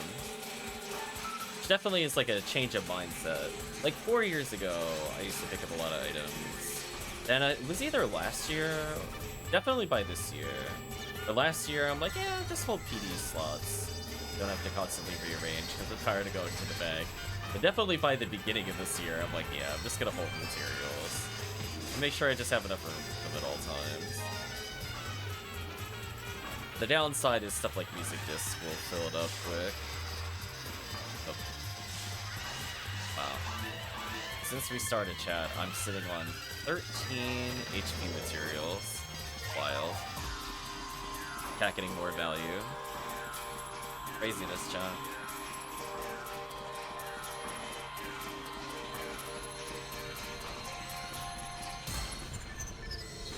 Gonna say we could sell the Heaven Striker coats for like 5 PDs, but at the same time it's like we spent what, barely 2 hours, you got 2 of them. It's kind of worth it. We just want to do these self-found. It's kind of crazy value save, but if nothing else, it's still a lot of easy sells. Oh my gosh, chat, just actually roll your eyes. Like, what? What is this? The 4th PD? It's not even 2 hours yet. You're ahead of schedule. You should have been here in like 10 minutes. Yeah, zoos and Dorphons are really good at giving materials. So, because this quest has a lot more Dorphons, and still a decent amount of Astarks, it ends up being pretty good for PD rate overall.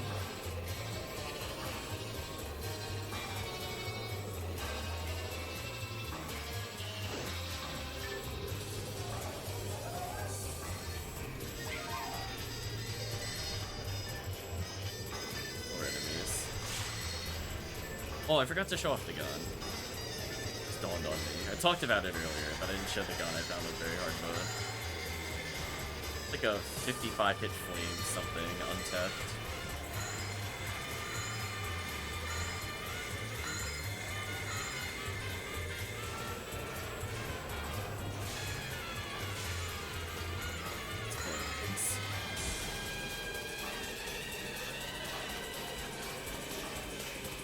Well, I guess if I want to make some Mercurius rods later, on my way to recovering those.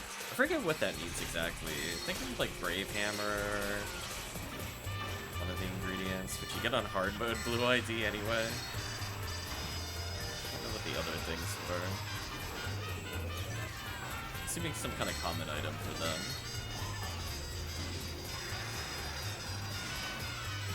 It has been a long time since I made one. I think I made literally one. Have the ingredients for a second and just never made it.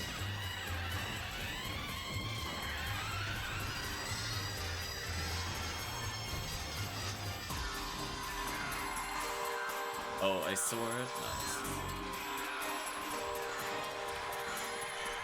Remember one of them had just like awful forest resets for one of their items. That I remember. I was talking to that about all the other fun. I remember doing really stupid forest resets for something. Where it was like it technically drops from the boss. Yeah, TiggySRK. TiggySRK is definitely one of the items needed. I just don't remember for what it was needed for. Glide Divine. That's what I was trying to think of. Okay. Oh, Dwarf Declare. Wait, hold on. Hold on. Let me lobby. Let me lobby. Yeah, there you go. Enjoy. Get that heart up. Come on, chat. Get that heart up. I don't know if that banners or not, but we'll find out. I'll make another game in the meantime.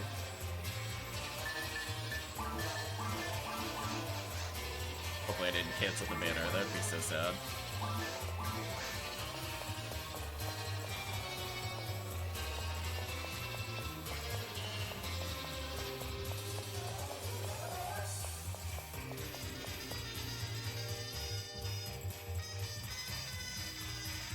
Go to the next song.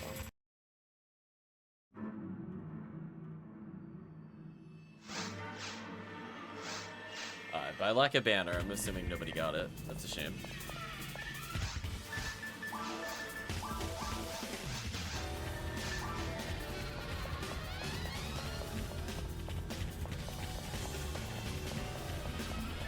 Oh well, it's worth an attempt.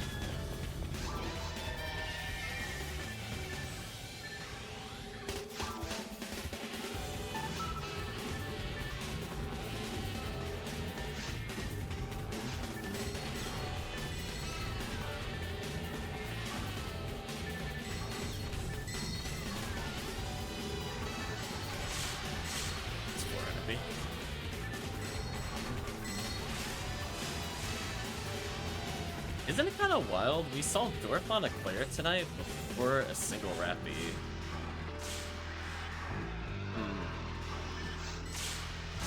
It feels very statistically unlikely, I would just like to state.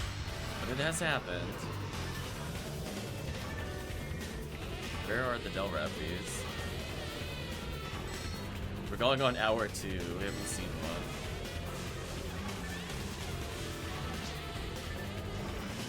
Yeah, we've seen Marissa double A, Kazuzu, Claire, literally no Del Rappi. It senses retract once the item too much, that's the problem. Just like how I want Congeal Cloak and I'll never find it. It's just... I'm not convinced it drops from Zeus anymore, chat. I'm actually convinced it doesn't drop. It's been bugged this whole time and nobody knew. Like, all their other drops work, just not Congeal Cloak specifically.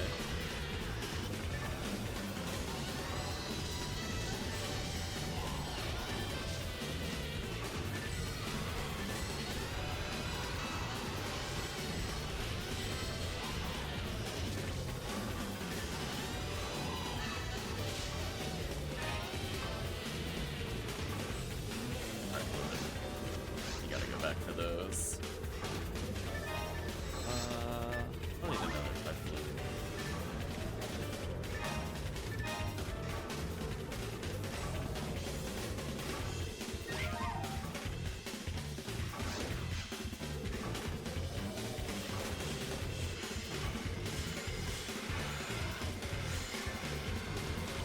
Like, I think I lost XP if I'm being too honest. 35 hit beam, what a shame.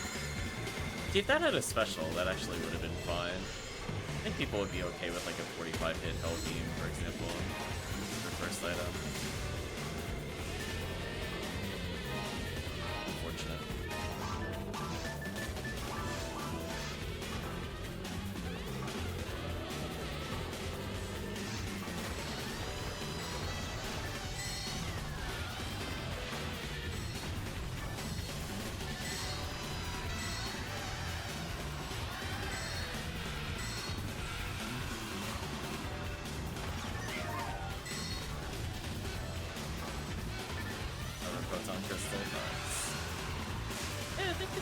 I think this team has been basically getting something of value for their own character every 35 minutes. Safe statement.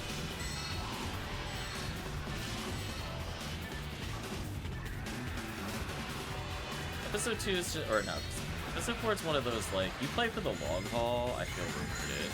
We play, like, MA1C for the long haul. We might get something every now and then, but it's kind of rare. It's kind of like, I will see value every, like, 10 runs guaranteed something crazy. But, like, to get ultimate to give me that, I would need to multiply that by, like, a factor of 100 or more. And then it starts to even out a bit more, statistically.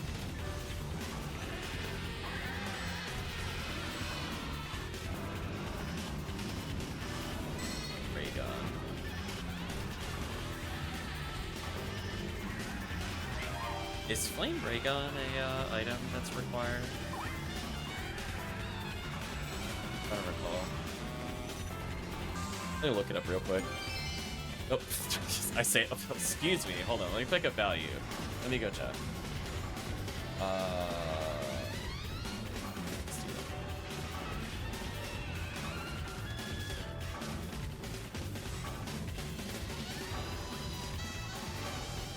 That's Ice Sword, Shadow Sniper, Master Auto Gun, Flame Cutter. That's what I was thinking of. Okay. Anyway. Hello, Mr. Zoo.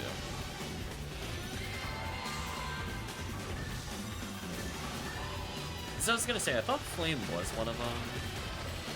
It's for a cutter. Wow, that Dorfon tried so hard. Value City detect that I wasn't paying attention to it. It's so true. Because, like, it's like, don't you cheat on me with the Ephinea wiki. You spend time with me. Like, okay, you're right.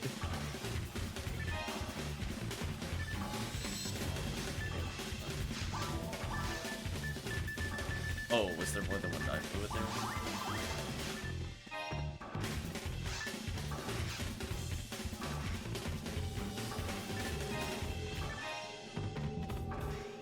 It'd be kind of hard to see the items in that stack, I'm not gonna lie to you. Get kind of crazy.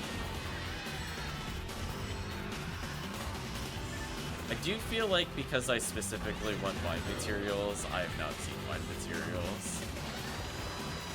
It knows exactly the material I don't want to see though. Ooh, I'm at 14 HP materials. That's so painful. Nice.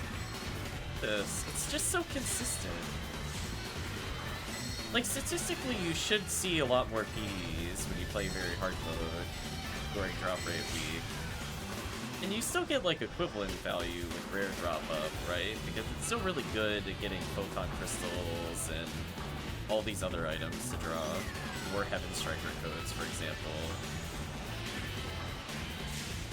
But the fact that we're still seeing them at this rate is just silly.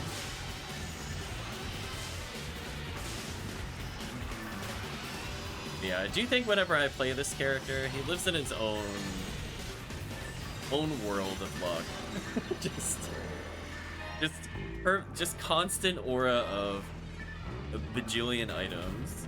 I promise you it's like this off stream as well.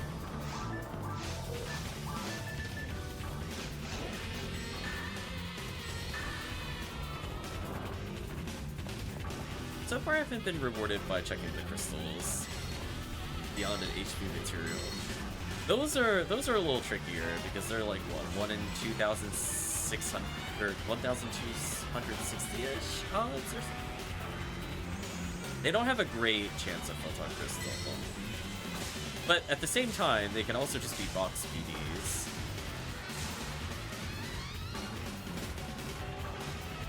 I haven't seen any box PDs yet so far.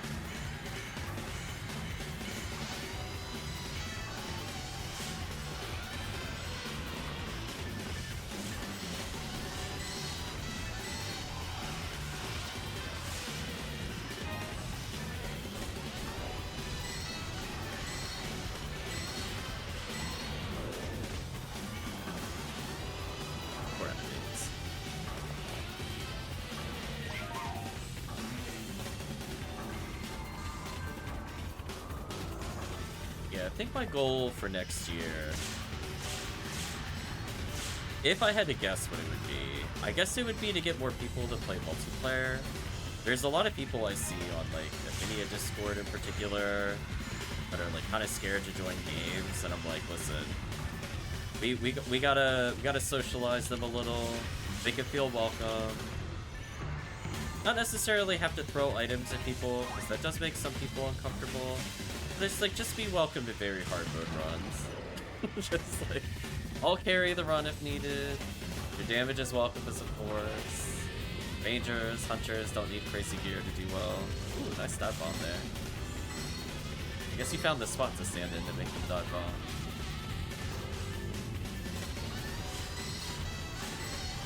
I know a lot of people were talking about making forces. Once I get a stockpile of cookies, I'll be very open to very hard mode. Oh no. Well, I mean, some cookies are in your name, Retract. So if you want to do some very hard mode during the event, it's up to you. You have a few cookies in your name reserved as this HellCleave. Been very good at supporting your stream, either through items, fun, or other support.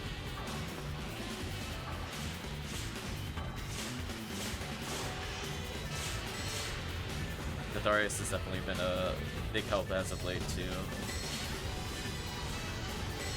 Now that I know this quest exists, I'll be saving it for Ultimate. That's fair.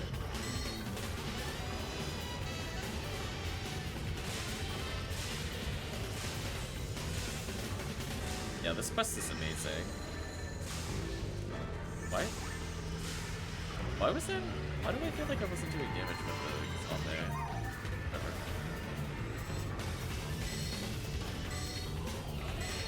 I'm just looking at the wrong health bar.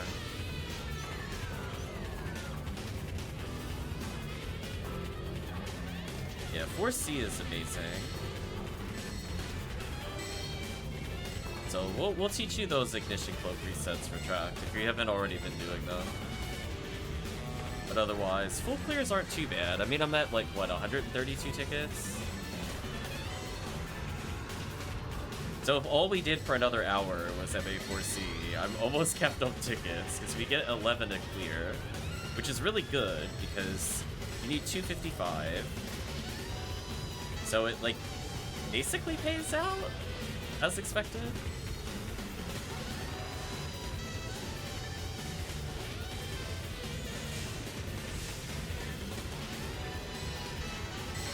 So it's kind of just the perfect number across the board.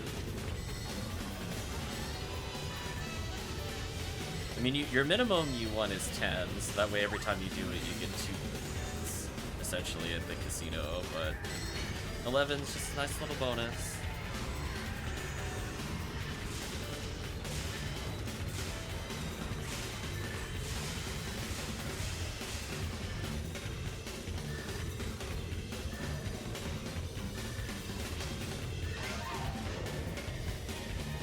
No worries, Nefarious. Enjoy the trade. We'll do a couple of resets just for the track. We'll do the short ones. More rappy focus.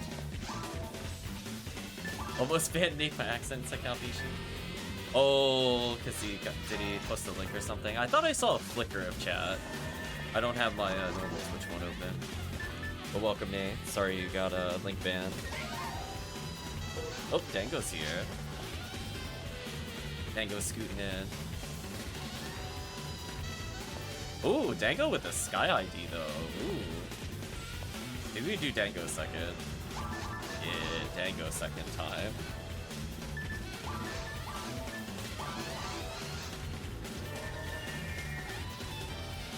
Let us know what you'd like to do, Dango. My gosh, the value.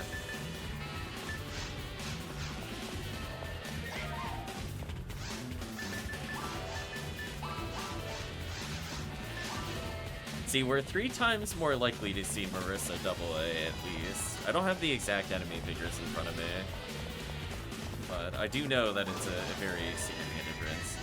MA for AA is 55. That much I remember.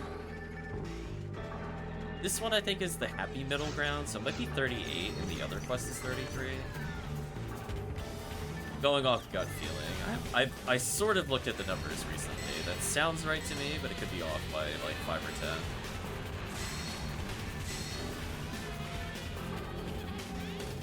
If it had like 40 plus, that's wild. I mean, I don't think it changes my opinion that Blue ID MA4C is amazing, but it is what it is.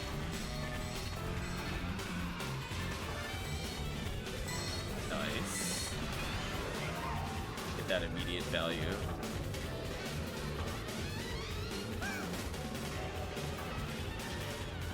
It's the power of Dango. Game's trying to offer tribute so the U-bar doesn't break the game.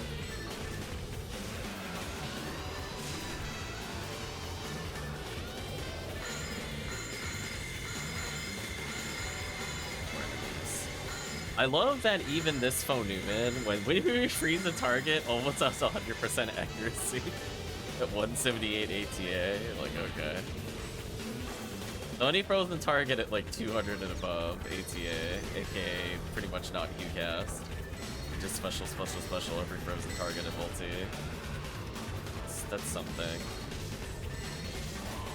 At least on surface anyway.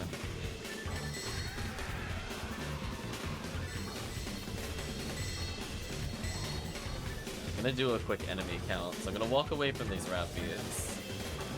See if they give me value as I tab out. They did not. We'll do Massive Attack, or B, Ephinea.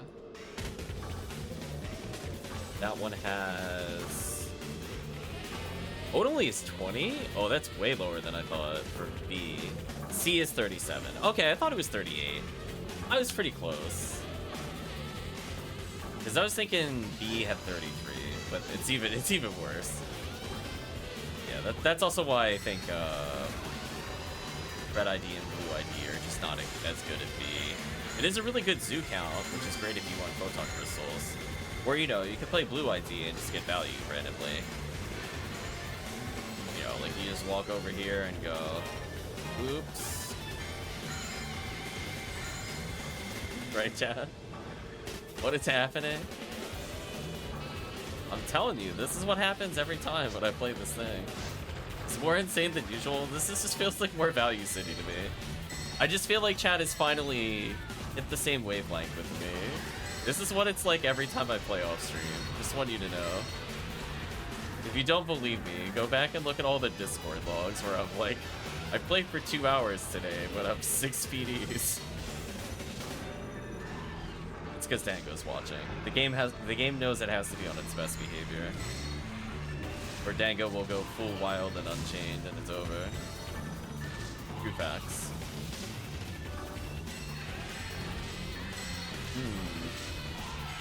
But as I said before, I still don't think I've ever seen a Congeal Cloak on this difficulty. I think I've seen literally every other rare at this point. I'm not wild and unchained, even more. Dango, look what you did. Dango, look what you did. Dango, stop. The rare items can only handle so much. It can't keep rolling like this. It's not fair. You're gonna get like Dorphonic Claret or something at this rate? Like, what's happening? Oh. Dango, bring me Marissa. I mean, C is actually not a bad quest for Marissa, as I said before. 38 chances of a rare enemy is not really that different than doing episode 2 rare enemies. I'm gonna be real with you. Just the only difference is that there's actually things worth hunting that aren't rare enemies. Did I really not pick that up? That is so sad. I want that music disc.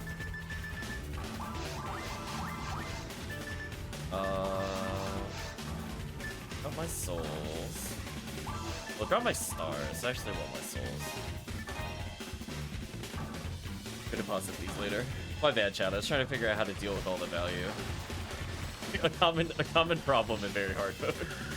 I'm just like, how do I fit this value in my pocket? I don't understand. That feeling when you had like 4 free slots and you're already capped.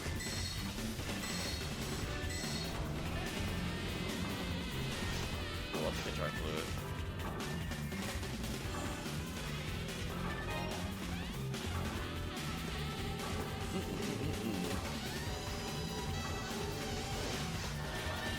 And that also reminds me, Dango, if you did want to play a character to level, you're more than welcome to just bring a character to level. We appreciate the Sky ID, though. Hopefully we see a Marissa AA.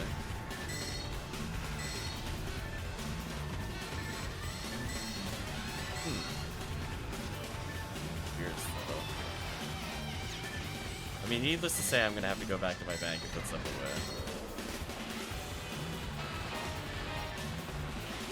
I was gonna say, chat can play whatever they want. I'm like, listen, this character can solo carry. The only thing I ask for is just something to help with VHalue. That's it. I don't think it's a big ask. Be a demon mech, or just be a good trance. Just something to speed it up a little. Fortunately, Marissa AA does not really take damage from stack of OE, so I'm not that scared of accidentally killing it. Unlike Delrappy, where I would be very nervous doing the Delrappy clears.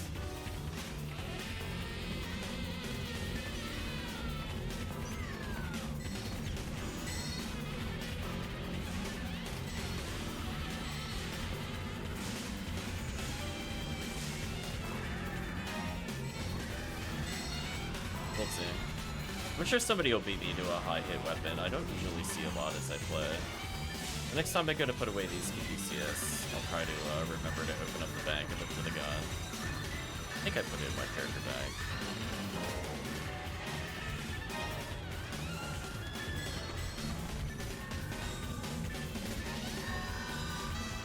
There we go, we cured Dango.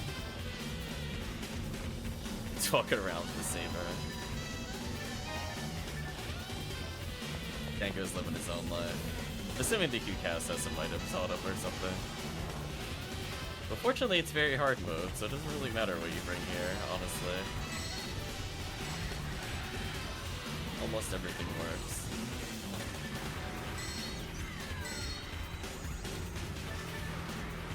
You know what? This quest would actually be kind of nasty with Galaxy. Or like Humor doesn't have the item. I think you would actually legitimately one-shot everything with Galatine. That would be kind of fun in a solo run. I mean, I don't think it would be faster than the first, but it would be amusing.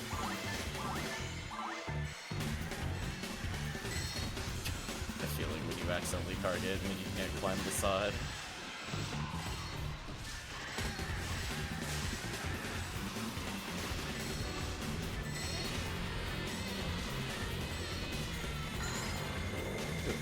Kill count check.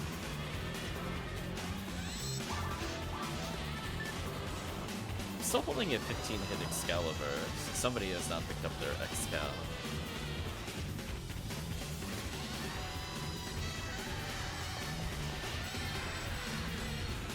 I'll have to check the Discord to see who it belongs to. It's That I also don't remember. That's why I did ask for Jet to put it in there. My memory is terrible with items.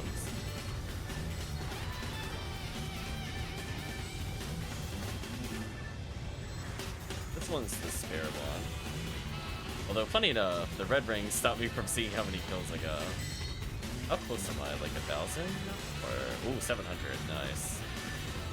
I want to say. We're almost done all the X-Cals. I think this one was a spare one, because it's a 20 G.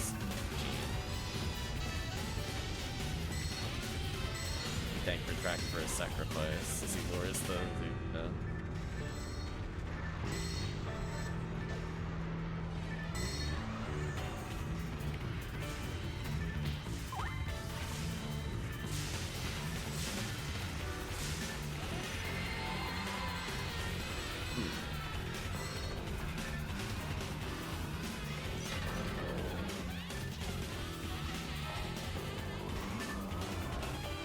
Maybe the preferred order is like blue, sky, and then red. Or letting 2 players try to get the red heart of item in case it's Northmana clear, because it's so uncommon. I heard that's the trick. Oh, I don't know why I ever void there. Not worth it.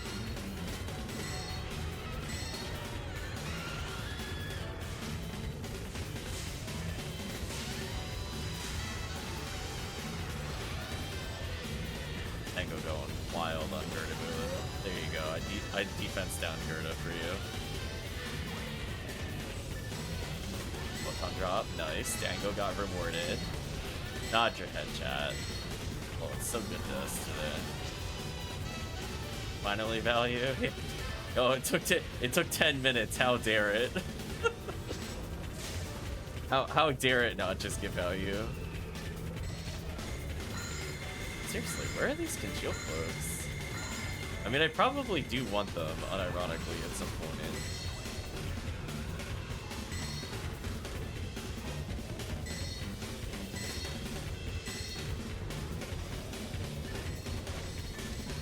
I'm so dumb.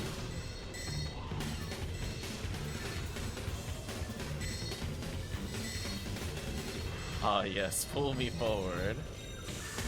Oh, I got shocked. Oh, right, my soul atomizers are on the wrong spot now. Sword.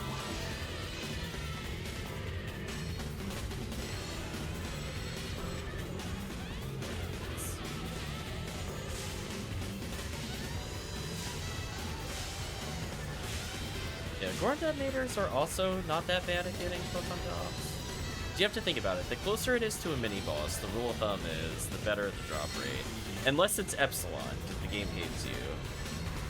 That's the full extension of the rule. Everything is good drop rate unless you're Epsilon. Then you just don't make any sense for the time spent. How that enemy is not an 80 drop rate is actually insulting. I'm so low on TP. Well, it was clear these now. Unironically, I think I gotta melee this to avoid using fluid. Yeah, there we go. Look at me go. I'm helping. Although he's at a... There we go. Just meleeed it to death, don't mind me.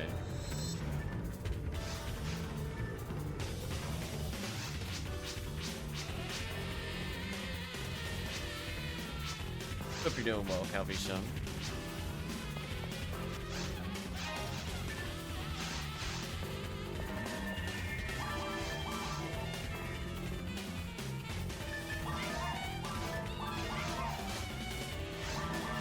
I gotta put away some value when we go back.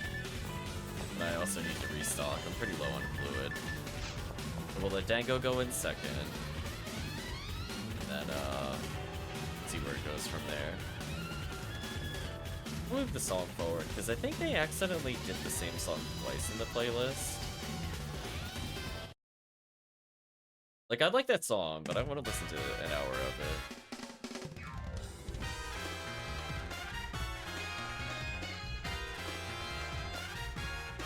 Pulling an ult to level, no worries.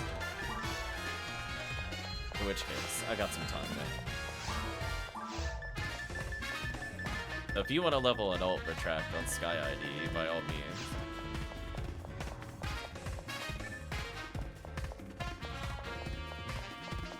Let's put away our Kadisi Explorer. Oh, I'm out of room again. And what is this happening to me? Oh, there it is. Flame Ray Gun, 55 hit. I found that on very hard mode. Damn, chat, we're out of room again. What do I do? I feel like I don't even have that many items in here. The problem is just like, I guess kind of lower end tech that I don't need. I guess I should start getting rid of it.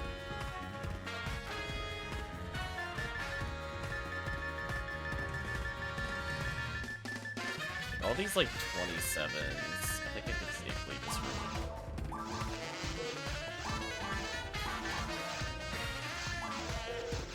Problem is like I need inventory space to move things. Let's do this. Let's add more wiggle room. I could do this. And I could get rid of some 27s that are pointless. Yeah, like a Gazan 28 is probably okay to keep. Because I really don't need it. So I'm gonna keep all the 29s, I'm gonna hold the 15s, I'm gonna hold the 20s. If it's a grants, I'm willing to hold it for a bit longer. Because those are kind of annoying to get. But otherwise, those techniques can sit there. If people want them, they're more than welcome to them, but I'm getting rid of them.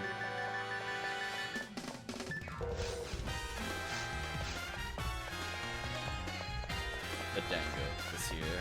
Should probably get more lanes.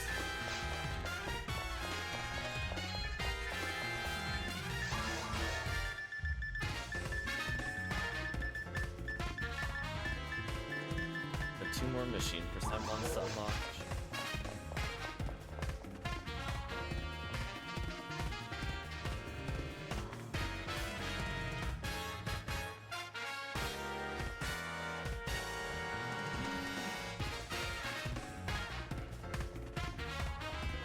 Tekkium gave me the A-Beast. Okay. I'm learning. I was like, I got it from somebody. Yeah, there it is. What rate do I trade luck mats at, by the way?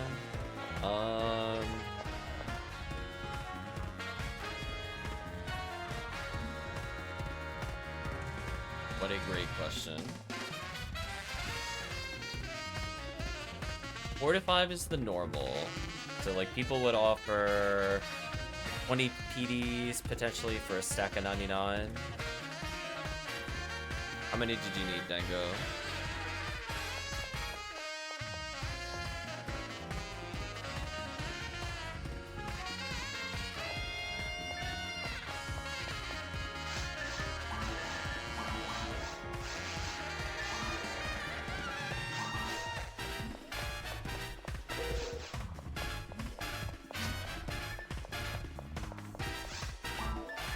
Didn't you just ask me about the luck materials? Or did I misread who sent me the message? Oh, Ditharius did, my bad. I saw the D. I just consumed it with Dango. Probably looking to buy 60 or so. I'm gonna hold on to 2 stacks of 99 for personal characters, but others are in flow. Because I have to look at it this way. Even if I'm gonna make another 60 characters that really care about it, that's a long time to get more luck material. I'm not in a rush. Yeah, just... I guess that would normally be 12 PDs. Trying to do math quickly. Math quickly while tired, so sorry if I did math wrong though.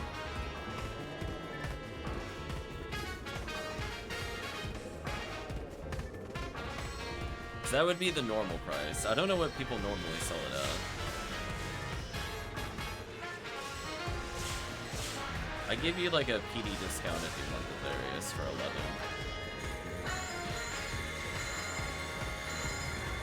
These.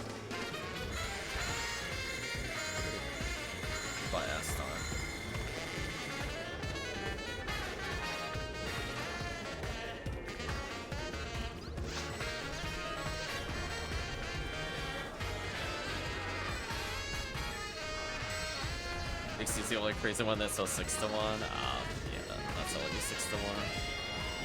I usually lean on the price guide, and then if you're someone that frequents the chat, you get discounts. Whatever.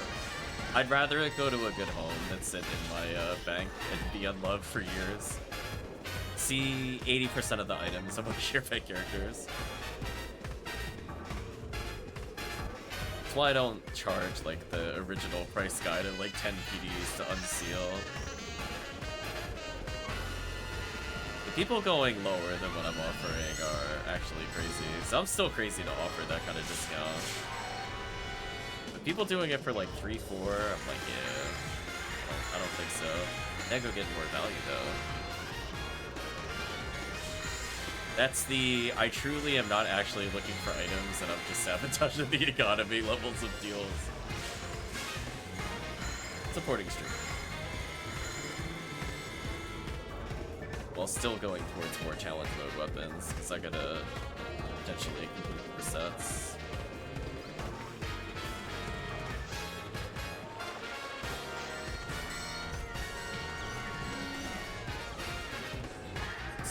So if you want something, we'll say, if you want, you can give me 12, but I'm okay with 11. I just have to switch characters. I think I have like 2 stacks of 99, a stack of 80, and maybe another loose 40 or something. My luck materials haven't been sorted properly, I'll put it that way.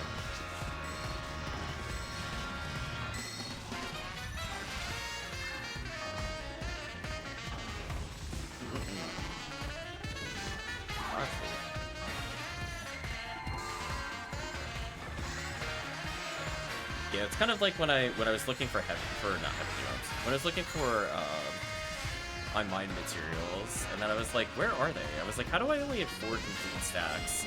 And then I shuffled it around, and I ended up with like 7. I was like, yeah, I did feel like I had like 3 characters with like 60. I think chat saw that on stream the other day, where I was like, why is this character holding 48 mine materials? I was like, what was I doing that they ended up with 48? Like, that's such a large number, but that's like the only other material they were holding. I'm like, I had to have been transferring something. I just forgot to move it or something. You know, like 5 or 10, you could say reasonably I just didn't put it away after a run. But like half a stack of 99? Like, how'd that happen? What madness.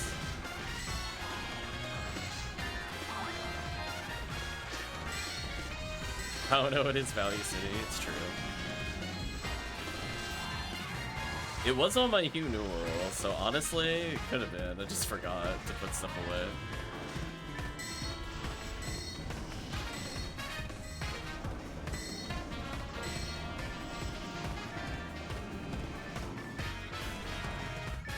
Let me do a quick check. How many luck materials do I have? Now I'm curious. Alright, chat. I'm sidetracked. Luck material.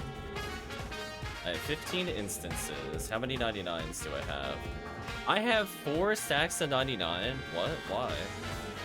Anyway, I think I'm good for luck material, chat. I had more than I thought. I think I'll be okay if I get rid of 60. I don't even know how much that means the other stacks are.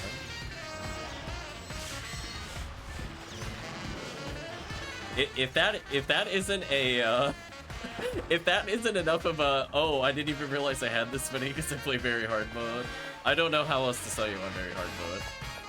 All the others are 98 stack.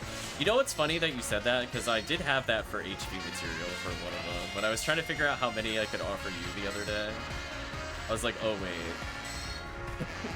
I have a stack of 98 in there for some reason. Ooh, my material, funny.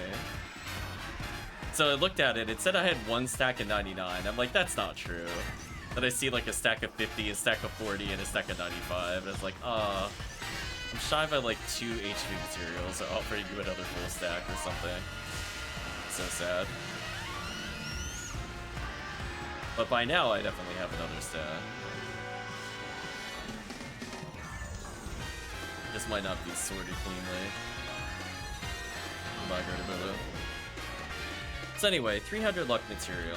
I mean, think of it this way: if If every faux Newman is 10, they're done. Alright, chat, that's 100 luck material right there for 10 faux Newman. And it's like, what, 28 to 35 luck for all the other characters? Something like that. Depends on your build. Oh my gosh, more value.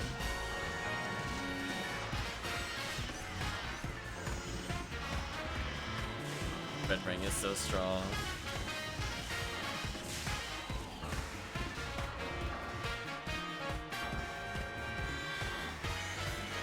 Ooh, look at Ooh, Dangle's on fire.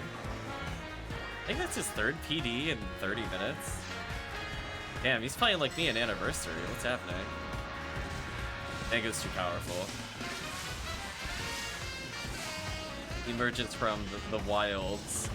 It just balls very hard for value. Crazy. But do you see what I mean, chat? Like, I don't feel like it's purely anecdotal. I just feel like from how many times we've played this, we get more value playing on this difficulty than Ultimate. The only time it's like not true is during like holidays, which is fair. How'd you know I came from Monster Hunter Wilds? Exactly. Or like,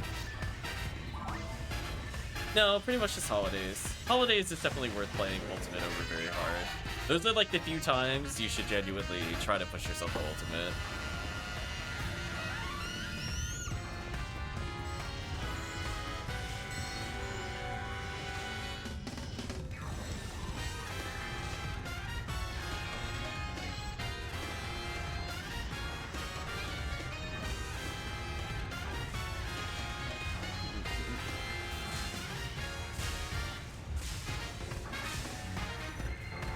I still love that we have a chance of a big ticket item with Jaya.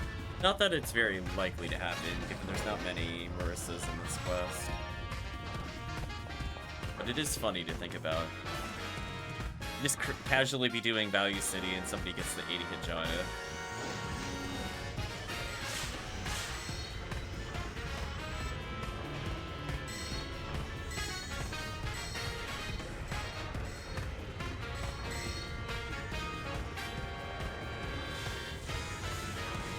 Magic Rock Mula in a while.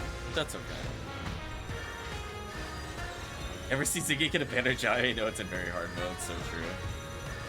Like, I really don't play Ultimate Blue ID at all.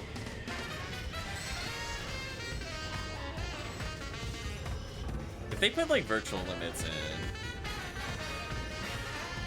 it'd be fun. The RBR, I mean. Oops.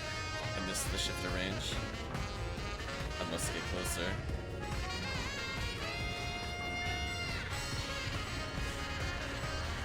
I have been the body.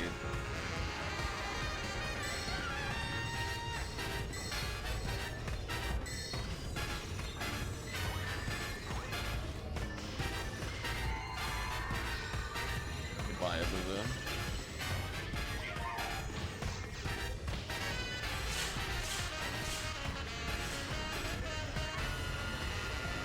It's 40 hit gun year. Too bad. No interesting abilities. I really want a Soul Gunyear, sadly. Hard to Gunyear, that would have been an interesting pickup for new players. Could have been Jaya at home.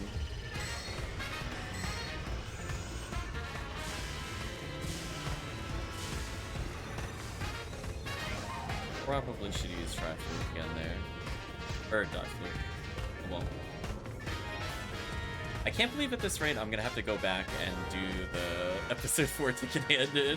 We've just been clearing so many of these. It's just like such consistent value. Like, we're basically averaging about a ticket a minute. There's just like layers of value in Value City.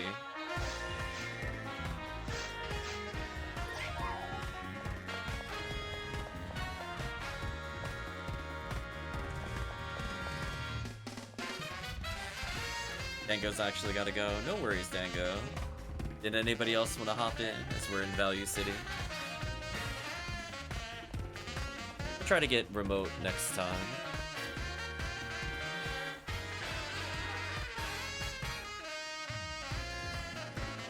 Still have my maps pulled up for later, so we should be good there.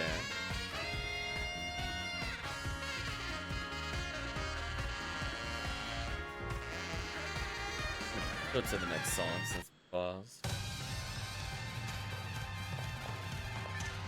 Guess it's just us.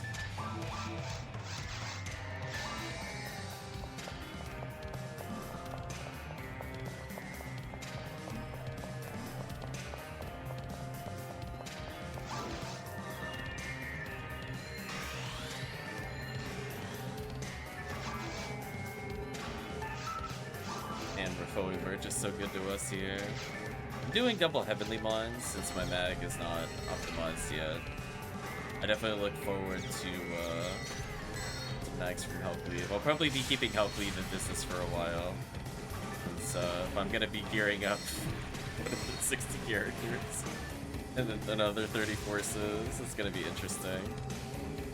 I'm not in a rush with those though. At least we can give some value back to HellCleave.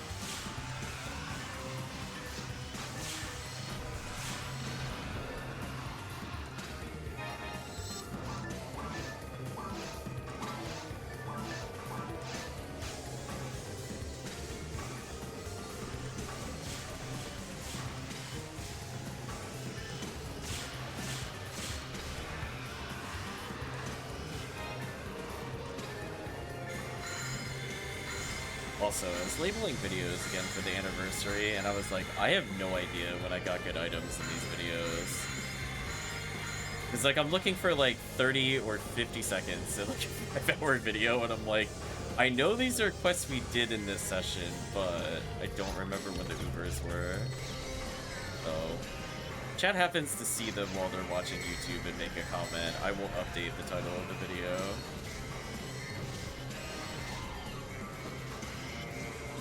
Like, one of the, not the latest one I'm uploading, but one of the ones before it, it was like, I know I got it Cincesta before this, but I just didn't see where it was, so I wasn't sure which video that happened.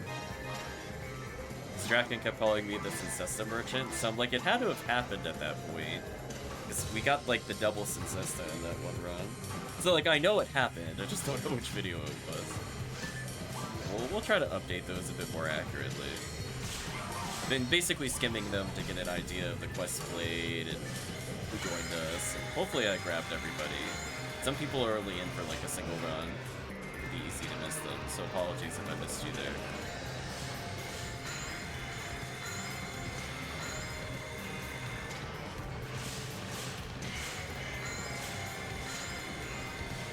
Where would we do this?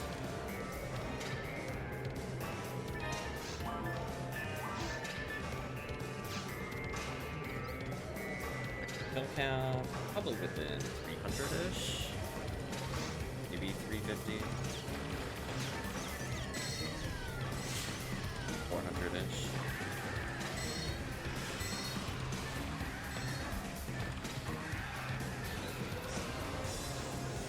Always hard to tell if I'm last sitting or not with double force.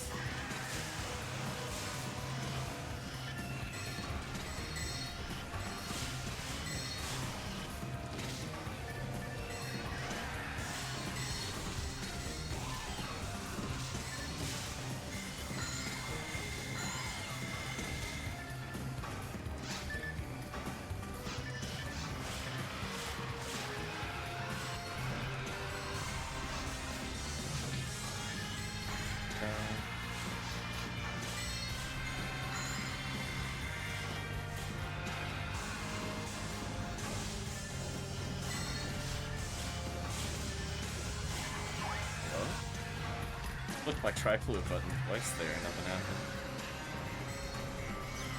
Nice, got some photon crystals. AKA the backup PDs. Like, maybe it's true that the PDs might be slightly lower rate than ultimate. Maybe. But then, like, the PCs are just another PD. So them combined, it, like, completely outdoes ultimate. not even a question there. Especially at the rate. The Photon Crystal itself is almost the same rate as the Photon Drops in Ultimate anyway. Let alone adding like 2 or 3 extra sources of Photon Drop, or Photon Crystals as well. Kind of funny. Let's unlock these with RemoteBattery. Love I didn't even fight the one that was near me. Busy repoing full screen. Goodbye, Zoo. You thought you could escape, but no, it was me repoing.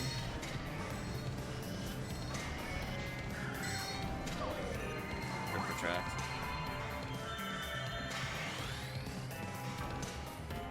So that was a sub 5-minute clear service. That is gross. That is actually just gross.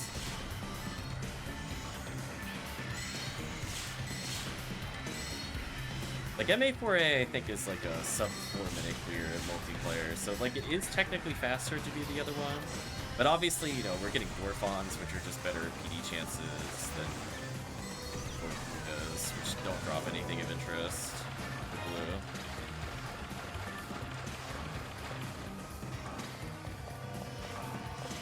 And blue ID is so good.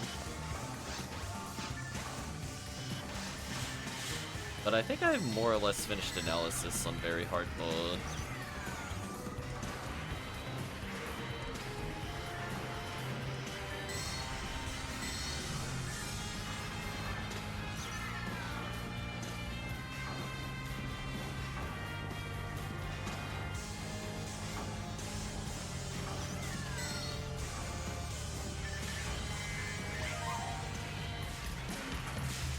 I don't know if there's any other quests worth considering at this point.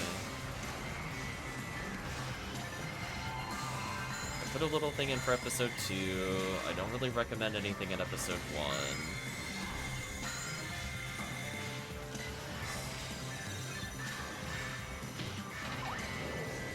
It's a little bit of a shame they cheated purple out of some vice chances, which are present in hard mode and ultimate, but not very hard for some reason. That always bothered me. Like, purple ID is so close to being, like, actually good in very hard mode, and it's just they're missing Vice. Like, all they needed to do was put Vice on Zoo, and that would honestly have fixed a lot of their issues. It's so sad. And then just something else of value on the Buddhas. Like, some combination thereof would have been a small enough fix. And otherwise, they're just kind of, like, everything blue ID gets, purple ID gets. Or, inverse. Everything purple has, blue already has, but then blue is better on everything else, like extra Photon Crystal chances, Caduceus. They get the same select load between IDs, but I think they also don't get Ignition Cloak. It's like, you don't get Ignition Cloak if there's no Hard Of and there's no Vice. It's like, man, they did purple dirty in very hard mode.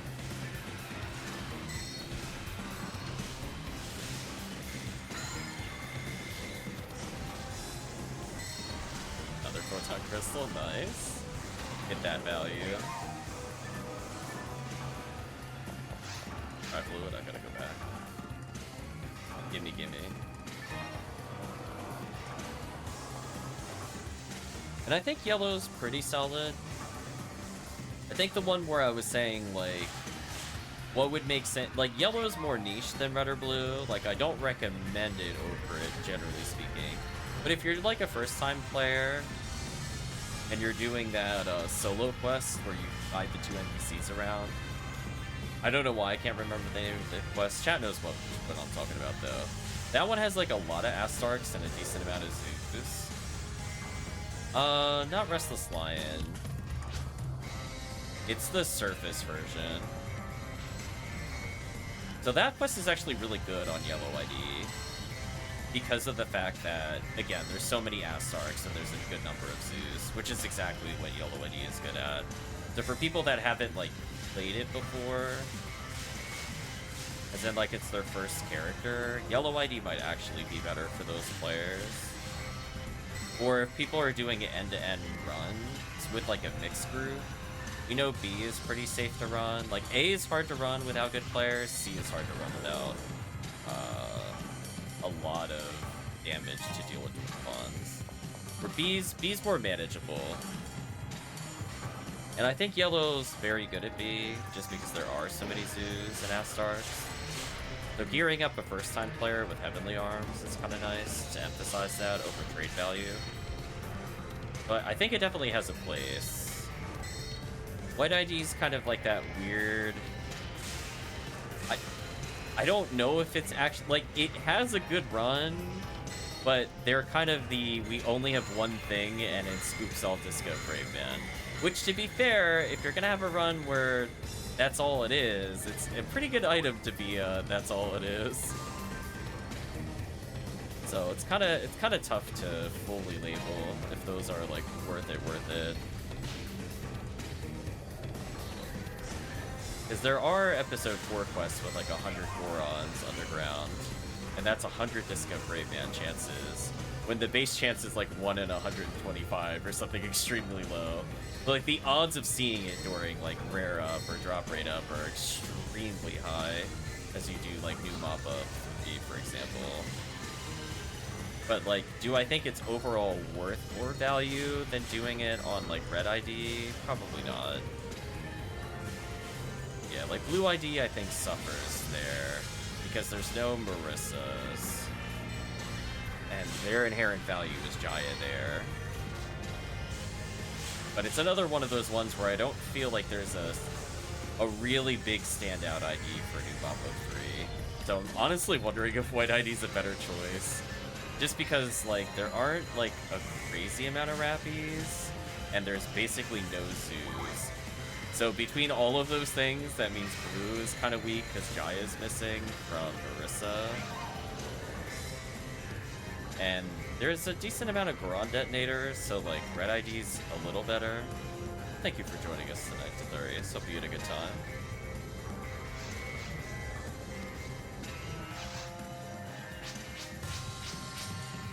Viridian, I'm kind of double checking if there's something worth doing. They technically have like the best chance of getting a select cloak. Because there's overall like more Buddhas than Buddhas in some quests, but like, is it gonna compete with Value City? No. If all you wanted is select cloaks, is it worth doing? Maybe.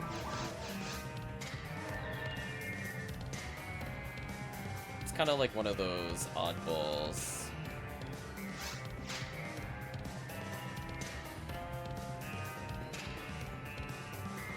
If anybody wants to hop in, let us know. I'm just reviewing the item chart right now. It's a shame that White ID gets Photon Crystal on Dorphon of all things. Like if it got it on like Goron Detonator, it'd be amazing. Would've been then it would have been like the ultimate Doom Up of 3 ID. I don't know if there's other, like, quote-unquote mainstay quests that people would run. Like, technically you could do RN Underground, right? For New Mop-Up 3 if you wanted to get a Heart of chance. So, like, they still get Ignition Cloak, which is okay. There's no Gerda Bulu, so you're not losing value on, like, no Heaven Striker code. This is kind of like one of those ones where it's like, not feeling fully sold on some of the value of the other quests. So I think overall, if it's on the surface, blue ID is almost always uncontested. It is just like, it's in such an advantage state in so many quests, including every massive attack. It's just wild. Even in blue surface, it's not that bad.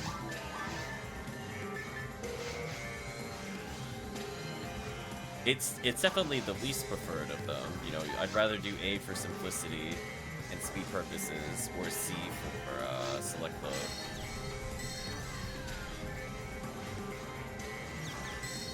But it is kind of wild. Red ID has some favorable setups for desert. I think for things like the Lost Spirit Striker, it's kind of a toss-up. It's like, what do you feel like resetting for? Like, do you feel like resetting for Ignition Cloak, which is kind of easy to botch if you're playing with Defoe stackers? Or would you rather play the Ignition Cloak ID? And And generally speaking, when it comes down to that, you know, hypothetical value versus realistic value, I think it's more realistic that people would want to reset for Marissa AA, and people would want to reset for Ignition Cloak on an off ID. Like, you can do it, it's just that it's so easy to accidentally spook them while somebody's lobbying. I think it's just inherently harder to do.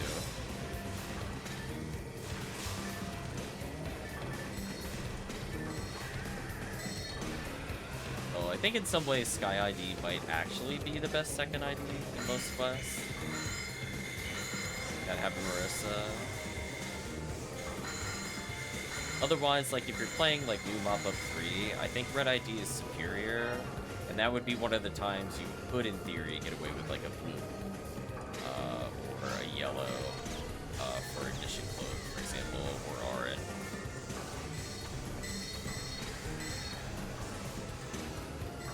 So that's what I think about when I'm in my lunch break chat. Just want you to know. It's just, like, working on, like, a bajillion projects, but I'm like, what are the drop rates? But what are the enemy counts? Let me compare again. Let it kind of simmer for a bit. Think about it. See if I could cook up some new, very hard mode ideas. That's why I was kind of glad to, like, challenge my assumptions with Dwarfon. Where I'm like, surely Red ID would get more value statistically, and I'm like, no, it doesn't, due to the drop rate of the Hardo. Like, oh, that it's actually just still better to do Blue ID. Crazy.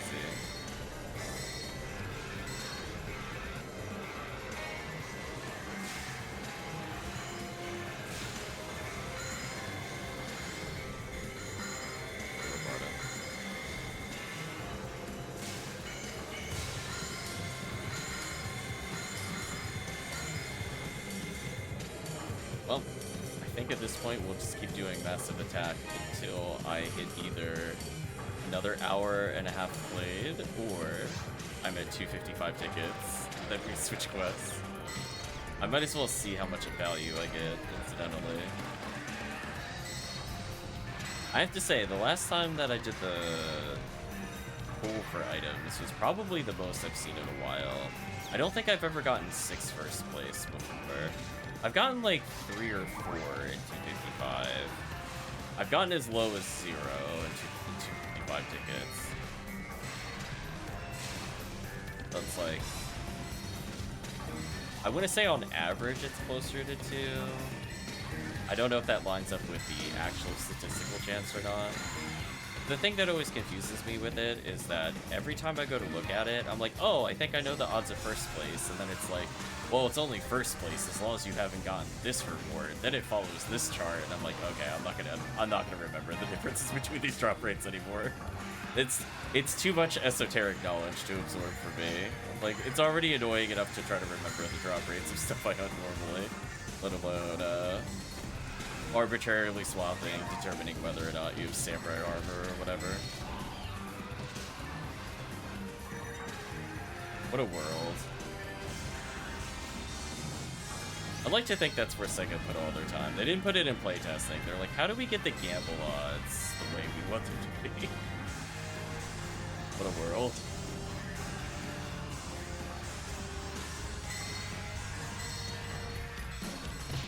Oh, I get knocked down.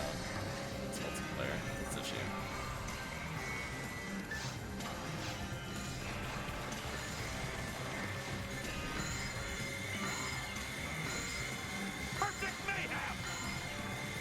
Underlore has raided our channel. Welcome, raiders. Welcome, welcome. Hopefully, whatever it is you were playing was a lot of fun. I'm just doing some casual PSO. Well, I say casuals, we're going for Value City, but it is what it is. Just casually amass 100 PDs, like 20 hours.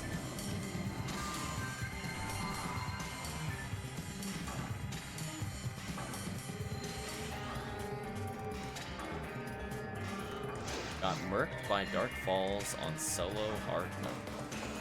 What class were you playing solo out of curiosity? I'm assuming maybe first account time through. Playing like a Rama. Ima. That could be tricky.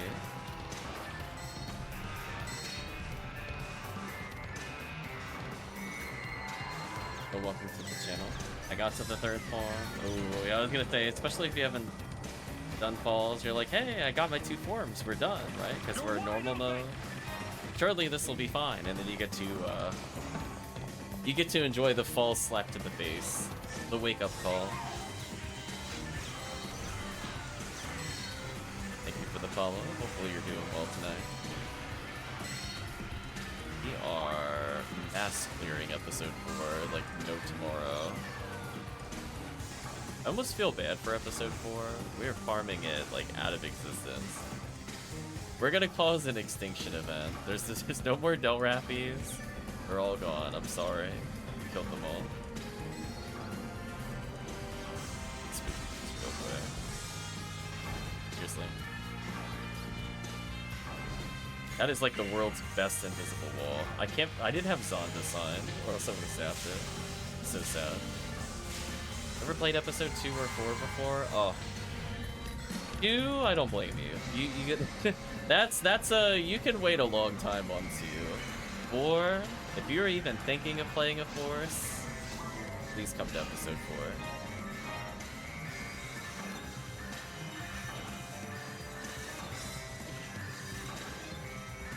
4. Walks in a crater, nothing spawns.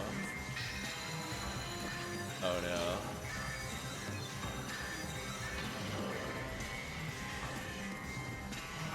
Yeah, episode 4 is... I'd like to consider it the apology episode for how bad it is to play Force in episode 2.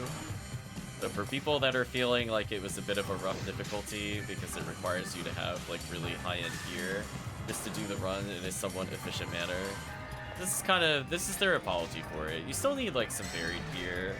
If you're playing Hunter, don't get me wrong, like they have things that eat bullets. But if you don't feel like dealing with that, you just fill the screen with fire. Kill everything. It'd be easier. You're gonna watch the run, it is like 80% Repoe. Occasionally I have something that rudely requires me to not Repoe something. Otherwise we'll move forward.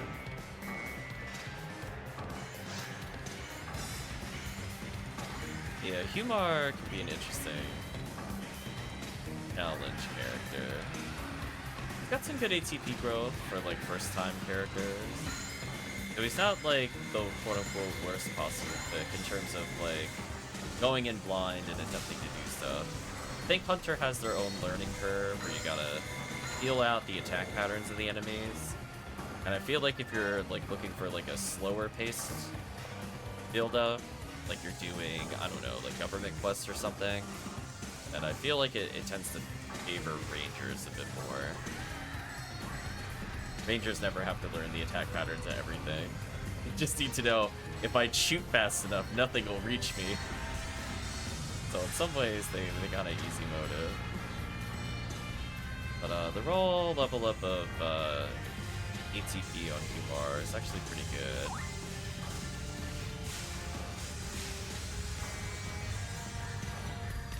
And stuff like Zalor will go up in value over time, especially if you're doing bosses.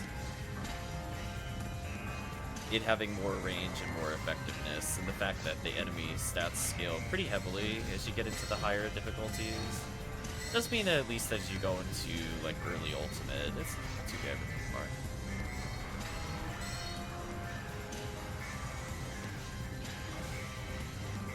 Hopefully you'll end up getting revenge on falls next time you play.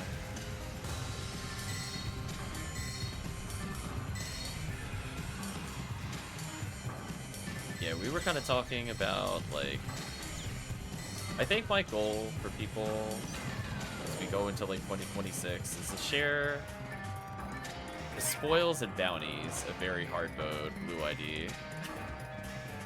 To convince people that this is one of the best quests of all time. Thank you, Retract. Thank you for proving my point in real time.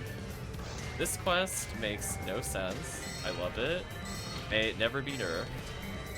It's so much value. Figured I'd demonstrate real quick. Thank you, Retract. It's one of those ones where, like, from a statistic standpoint, you're supposed to get more photon drops over Ultimate by playing it over the other difficulties. And I would say, like, it compared to, like, normal and hard mode, it's true. Like, you could play, like, 20, 30 hours of normal mode and not see a PD, right? And then as you go higher and higher in difficulty, it goes from your, like, 1 in 2,000 chances to, like, something more reasonable. Like, I think very hard mode offhand is, like, a 1 in 600, roughly. So you'll end up being, like, 3 times more likely to see those items compared to the other, let alone ultimate in comparison to those. The problem is that, imagine if you could play an area where every enemy gives you something of extreme value. So it's like, why wouldn't you play the quest? Like, Jayas are amazing, especially with Himar. Oh no, this isn't ultimate. We're doing very hard mode. Oh, it's like ultra easy. We were talking about it before. Like, think about it this way. Especially if you're somebody that likes to trade a lot on the Ephinea server. Heaven Striker Coats, which are a 1 in 80 chance by default on Gertabulu, is 5 PDs. If you get a select cloak, of which several IDs get it, it's worth 15, more likely 16 or more PDs every time it drops. So, in order to gear up, like, your first character, 20 PDs probably just covers, like, a fresh character to just get, like, all the amazing basics. That would cover your mag, it would cover your power materials, it would cover some basic weapons, like 50-hit charge Vulcan.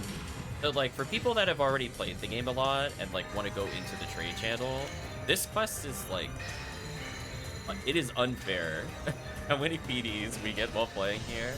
And on top of that, you get, like, photon crystals, which are really great for people looking to gear up, like, a 50-hit Baran's or, like, a Bringer's Rifle, both of which are used in Ultimate, either for demons on the Bringer's Rifle or for all damage with charge. So if you just don't want to go trade to go get your 50-hit Shotgun of Death, it's amazing. I love that this area has the same weapon pattern as Ultimate. So even though I'm less likely to roll hit overall compared to Ultimate, since generally the higher difficulty you go, the easier it is to get hit percentage on a weapon, I like that if it does roll hit, you could still get 100 hit weapons doing very hard mode here. This quest is, like, completely insane. I feel like the longer you play it, the more value you get out of it. So if I were to put it into, like, a more numeric, more simplistic version, if we are only counting PDs and photon crystals and how often I get them in the span of an hour, I'm usually gaining about 2 PDs and 2 to 3 photon crystals every hour, excluding literally every other drop, of which there are 9, 10 other really good drops, including but not limited to Select Cloak, Rappy's Beak, Ignition Cloak, Heavenly Arms, a second chance of Photon Crystal, Congeal Cloak, Caduceus, Jaya, Heaven Striker Coat. This has to be the last run, no worries. This quest is just fantastic. It is just amazing. It's easy to do.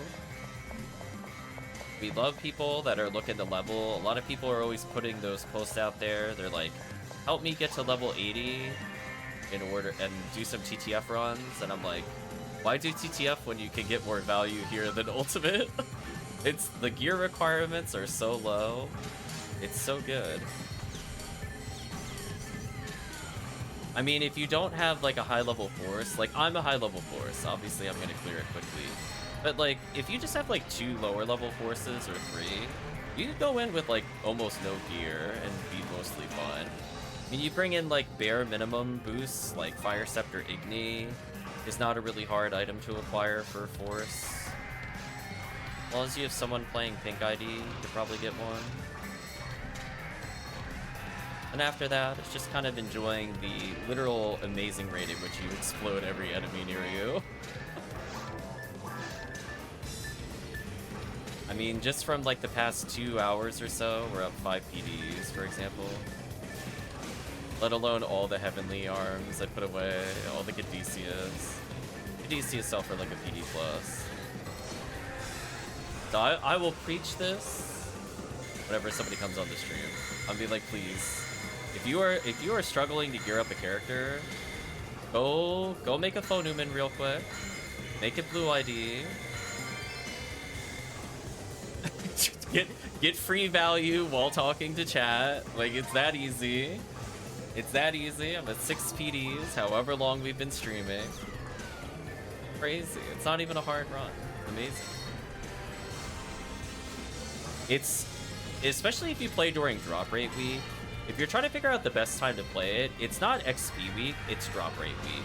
And I'll tell you why. Because if you're not aware, all the kind of mini boss enemies have roughly 80% chance to drop something. So like your Zeus here, your Dwarfons, your Astarks. So if you get to a drop rate week, which puts it at 125%, well, 25% of 80 puts it at 100. So it's one of those things where suddenly every enemy is giving you extremely good odds of giving you PDs. And then if you fail to get a photon drop with the photon drop rate, then you're getting more materials. So even if you don't have a character that's like quote-unquote ultimate ready, you can end up with like hundreds of power materials just by playing this difficulty. Do you spend like 20-30 hours and you end up with 100-150 power materials? You're like, okay. And this entire time you could be leveling other people. Again, the gear requirement is real. Ooh, moment. Hold on, chat. This is an interesting moment. Do we get the ignition cloak, which I like to refer to as the red ring of very hard mode? Ooh. Yeah, hold on. Yeah, let me lure him in. Okay, there we go. Make sure he gets cooked. This item is potentially worth a lot of value. So for people that don't know what that is, it's not a very big boost. So just to be clear, it's not something you should shoot for first in terms of upgrades. It adds 10% extra damage to fire moves, which helps if you're not as well stocked on a force, like you're a fresh character, you don't have a lot of mine materials, and like the elemental percentage will be worth a lot. But when you're looking to optimize the run to save like a couple minutes, and you're looking to kind of fill in the gaps of damage, eventually you'll want an ignition cloak. But getting one there is kind of crazy. Sadly, I think we did not get it. No, we did not. That's a shame. We tried. That item is actually pretty hard to get normally. But yes, this quest is just, ooh, so much value. And what we'll also do here, to like, it 9 items of interest in a hunt is not like the best way to sell something ever, where almost literally every enemy is worth good value, or if it doesn't have good value, it has a high chance of dropping materials or photon drops. If that somehow still didn't sell you, there's a concept of second ID swapping.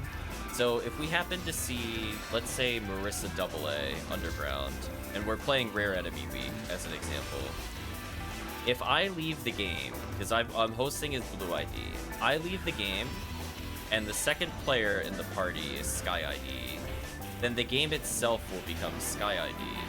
So now, a run that normally doesn't generate a lot of value, which is Sky ID, can suddenly get their best item, and we just choose to swap into it whenever we see a rare enemy has appeared of the correct type.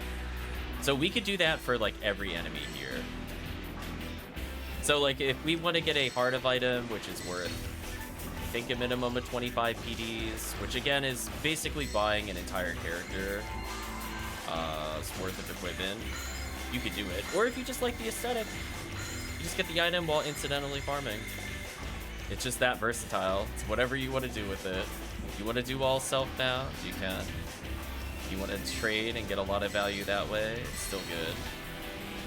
So even if you're not too heavily into going into like the trade Discord, most of these items are pretty helpful.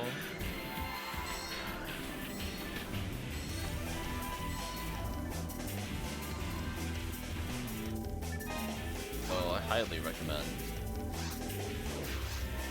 So I'm more than happy to help people level and do this quest. How often does the drop week come around? So it goes through a set rotation every month, so eventually it'll come over to it.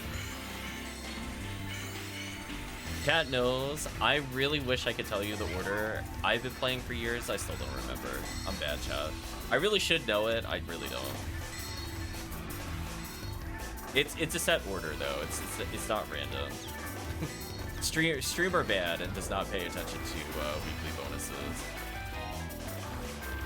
Ooh, luck material. Look at this, chat. Just some casual value. And the other thing, and the other reason why this quest is also really good in general, is because Rappies have a 100% chance to drop something as long as you hit them. XP, DAR, rare enemy, RDR. Okay, so it'll be rare drop rate. Thank you. Thank you. So, like, from that standpoint, it's one of those quests where Rappies have a 100% chance to drop something. 3 of the major enemies in most of the quests have a chance to drop something. Just in terms of just general items, because that's what we're talking about with drop rate up. Another Del Rappy. Uh-oh, where is it? Oh, I found it. Okay. Well, hopefully this rewards Retract's patience to get this ignition cloak. We'll see, though. In some ways, it might be better to do it during rare drop rate up. Just so that you're more likely that if you do see it, you will get it. Even though statistically, it should be easier to get it now. But we know about statistics in PSO. Sometimes PSO just doesn't care.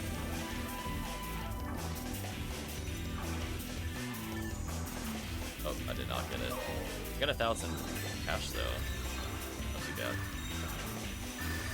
So yeah, it's one of those quests where if you have really high level players, it goes fast. If you have people that have like just barely graced ultimate and you're looking for a way to level, and you're feeling like Forest is too difficult because your character doesn't have like maxed out mag or materials, you might have like maybe 60 to 70 power materials, but you're not where you want to be in terms of damage. Let's try episode 4 very hard mode. It gives XP almost equivalency to ultimate, like not the best of ultimate, but about on pace with early ultimate. So you're still leveling a lot. Like the way I like to view it is that like an average ultimate quest will generally give you about 100 XP a second, with RBR maybe making it to like 110 to 115. So with just 2 players on surface of this quest, we're peaking like 120 or more. So we're pretty competitive with like Forest or Cave's ultimate, but the difference being that everything has like 600 to 700 less health, they do less damage, items are pretty good. I'm not going to say they're better than Forest items, but the ease of getting people into it is just so much lower. Like, we could get away with like a quadruple force comp or like a triple force comp and be completely fine. And at the same time, we're not worried about like, if we're entering Forest and none of us have shifted demand, are we able to clear it with like new characters? That's not a thought that really comes into it when you're going back to very hard mode. It's one of these things where like, if you don't have an experienced player, it might be a little difficult solo for like a first character. But if you come back with either like a mag or come back with materials or just play with a group of people, it's really not that bad. To the point where you'll end up getting a lot of crazy items. Because think of it this way, it even drops stuff like Heavenly Arms, which are useful to provide to your Rangers and your Hunters. Get another 25 accuracy. Accuracy is king in this game, for sure. So we have little add-ons that tell us like the, recommended hit percentage in the upper right corner. So being able to basically say my first normal is 25% more likely to hit, and my fourth or my second or third attacks are going to be potentially 15 to 25% more likely to hit with heavies and specials. It's kind of huge. Suddenly that opens up like combo kills. You can kind of like heavy special certain enemies and kill them. It could be kind of nice. Yeah, it's not like a super hard run. I feel like the stat requirements aren't too bad. The stronger a force you have, the less other people need. So like if people literally join this quest at level 40, it difference. We would hard carry, which is like 1 force. Yeah, it's kind of nice. I think in the upcoming weeks, we'll do a little guide on how to farm these pretty quickly.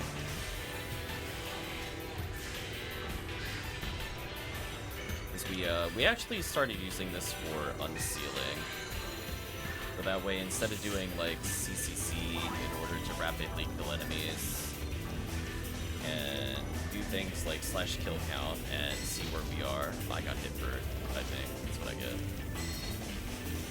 Oh, I'm at 1,000 kills. So I already unsealed a lame. Won't play. Many lames. Chat can testify. So if you happen to pick up some of the late game ultimate items, you're just looking to play with new players or trying to get ults on other people ready, you can just unseal a ton of items while you play. Because the rate at which you churn through enemies is so much higher than ultimate as well. There we go, chat. We've unsealed another weapon.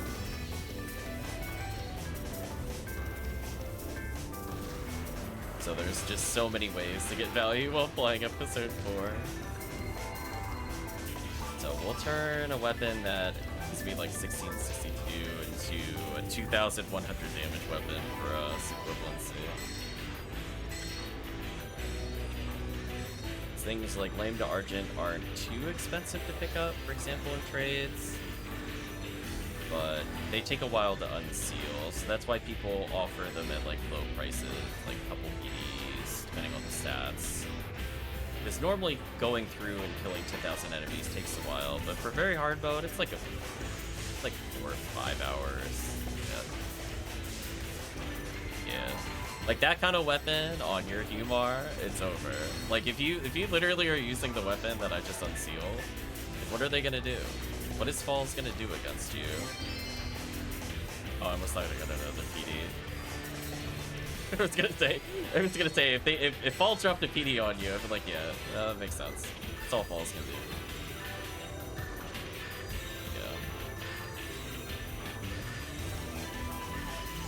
Sadly, this might be the last underground run that I do. I don't like to do underground unless I'm playing multiplayer.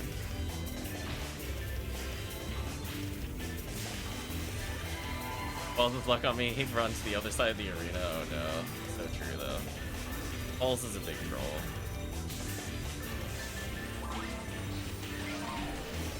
Sadly no HellCleave codes for me, but you know what? I can't be sad about the rest of the items that we got. Oh, and the icing, you know what, the extra, like, we already had, like, a full multi-layer cake of why this is, like, one of the best quests in the game that I feel like people don't talk about. So if somehow all those layers, the cake, and the icing on top of Unseal is not enough, you also can get tickets. So if you perform well, you end up with a lot of tickets, and those tickets can turn into items. Wow, I can't believe it. How long have I been streaming, chat? I've lost track. Is it 3 hours? 3 hours, 14 minutes? So in 3 hours, we went up 6 PDs, 2 photon crystals, all these materials, multiple Caduceus, which are like 1 to 2 PDs, depending on the trades. So much value, chat. At least 1 Heavenly Arm.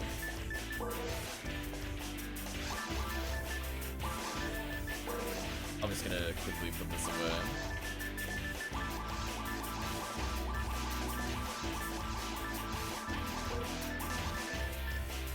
How are we doing in terms of items? Nice. Up to 33 spare. Not bad. Just a lot of steady value. So what I'm gonna do is I'm gonna do a little trick to switch blocks. So when we unseal things, the game can get kind of desynced, especially if you're playing multiplayer, and especially if you're playing Focus. If you ever feel like you should have unsealed something, my tech tip to you, switch blocks. You don't have to switch back, but I will switch back. And now if I go to episode 2 real quick, that item I was holding now be used. And I've turned a Lame to Argent into something with 500 more attack. So you can see, like, as a Humar, just imagine, you know, you're probably happy with like 600 ATP after weapons. Just imagine this sword by itself is adding, what is that, 900 plus? So there are some pretty fun items you can get for Humar later. I'm a big fan of Galatine in particular, but Excal's pretty good. You can change episodes inside a game. Yeah, you can, whenever you go up to the counter, you pick which episode you want to play. Also notice 500 more ATP over lame and hits 3 targets with same saber animation. So true. So this thing ends up being kind of like your AoE clear.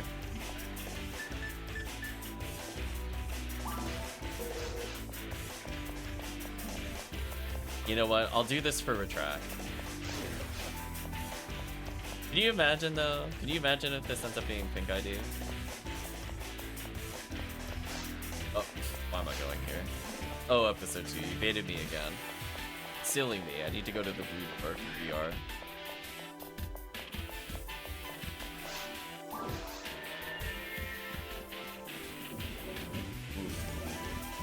Look at this quest. Disappointing. See, like, it does decent damage. I'm gonna showcase the sacrifice special real quick. Unfortunately, there's nothing really near me. Just a casual, like, 1,000 plus damage isn't worse. Don't mind me. I know, it was a bad spawn. I'm sorry, Retract. I apologize for that disgusting lack of rare enemies there. So it can be kind of nice. I like to hide away and block too. Yeah, at this point we have a pretty good item. I'm gonna put away that Excalibur. Yeah, the other item of interest you'd probably like is Galatine. Galatine is so good. Jack says, I did 4 milliliters this week doing those resets while I'm honestly watching YouTube. Got a 35-hit rambling May. Aw. Eventually I have to get there. Oh, where... I mean, like, to give you an idea, chat, like, I am pretty sure every single one of these Excaliburs were from Anniversary until now. So we've unsealed a ton of Excaliburs. I still have one I could unlock there, I guess. So, yeah, there's all the ignition cloaks we got doing very hard mode. Eventually we'll kind of... Oh, no, I don't know what to... I gotta move these Heavenly Arms out of here. But eventually we're gonna get to a point where... I think I'll have everything that I need. Why do I have a random sword in here? I feel like something wrong happened here. Ball saber? Oh, I think when I was playing the other character, I accidentally bang. I was gonna say, I'm like, why is that in my inventory? Well, that explains it. I had some normal mode weapons in here.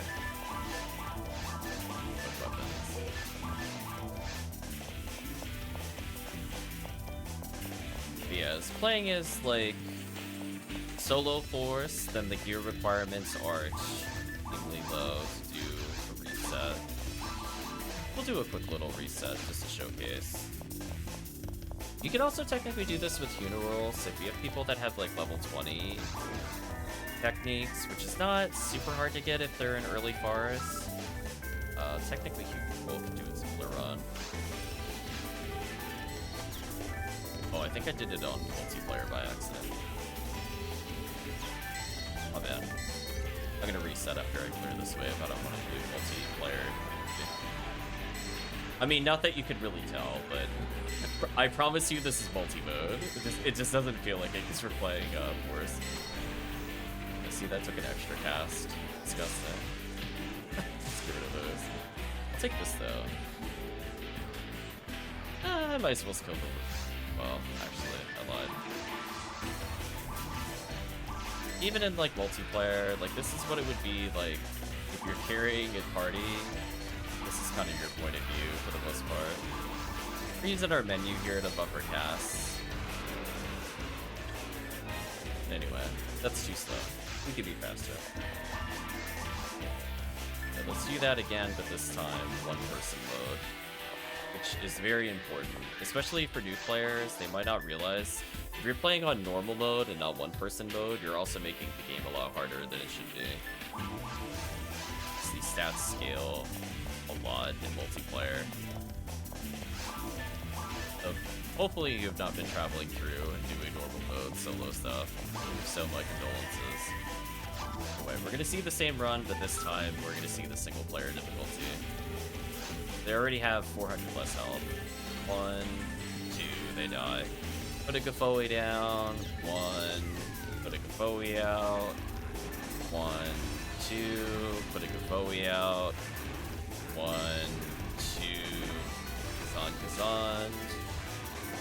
Like Gafoe from before, we'll hit the Rappies as I go to walk away.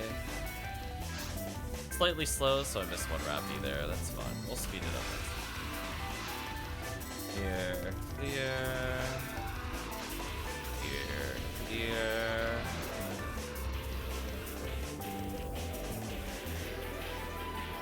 Come over here to trigger the... That was my mistake last time.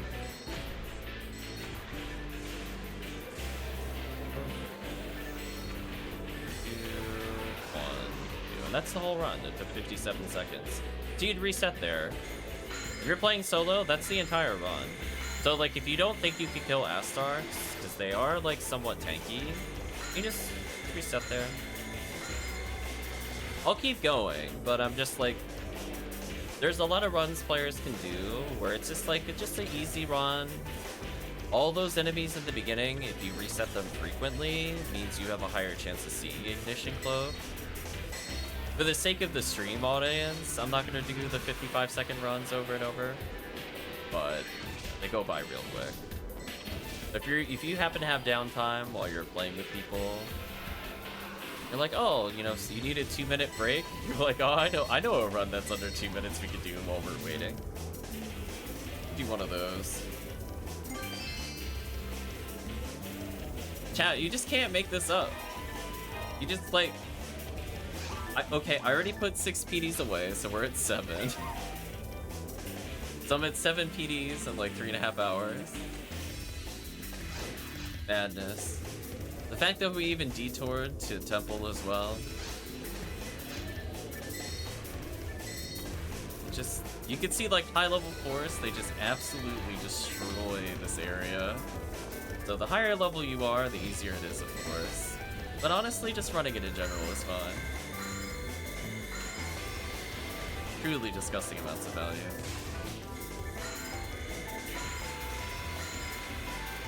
Oh, oops. Put 2 overs on there. That's fine.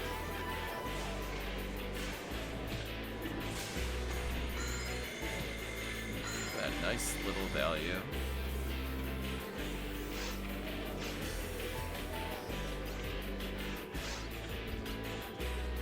So believe it or not, over 160 levels on this character have just been on very hard mode. We did our initial levels, normal and hard. Again, maybe 3 or 4 levels beyond that. Maybe. On very hard. Otherwise, like the past levels 170 to like 197 or whatever, have just been very hard XP. So even though, you know, allegedly I need 3 million to level, Chad already saw me, I leveled today on this character. Just playing very hard mode. I'm at 12%, so we gain several million experience already, which you do not need a lot of to level, just like the stage. Maybe like 145 if we consider the normal to hard out of the way. It was probably a more realistic amount of levels on very hard. But seriously, the XP here is crazy. Though it just gets better and better, easier and easier as you level. And keep in mind, I'm playing with like a super suboptimal weapon. Like, don't get me wrong, this character stats, amazing. But like, you can kind of compensate with that compared to what I'm using. See, like, I'm attempting to max out my ATPs so I can unseal as I play. I'm not even max MST yet. can squeeze in easily more MST. I mean, I'm using a mag that grants only power to give you an idea. And it's still that easy, chat. Listen, I'm greedy for my unseals. Yeah, things like Fire Scepter Agni are a great way. They don't really cost you much in terms of Meseta and trades. Or if you just play Pink ID, funny enough, very hard mode, the same thing you just saw where we cleared up to the Astar. Did that 55-second run. You just run that on Pink ID. Because you could get all 3 elemental stabs doing that run, by the way. You're doing self-found only. So if you don't want to trade with people, just get a character to Pink ID very hard and be like, okay, I'm now gonna get all the stabs I'll ever need. And I love that this leaves them just enough health that I can cast Convoy here. Convenience.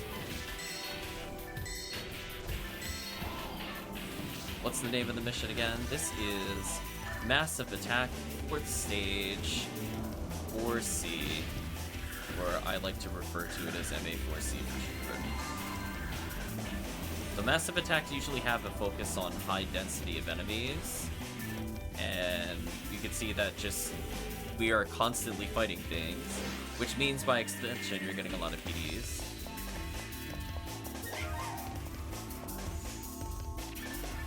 Need to turn in. I'll hear about the 100-hit Jaya when you wake up.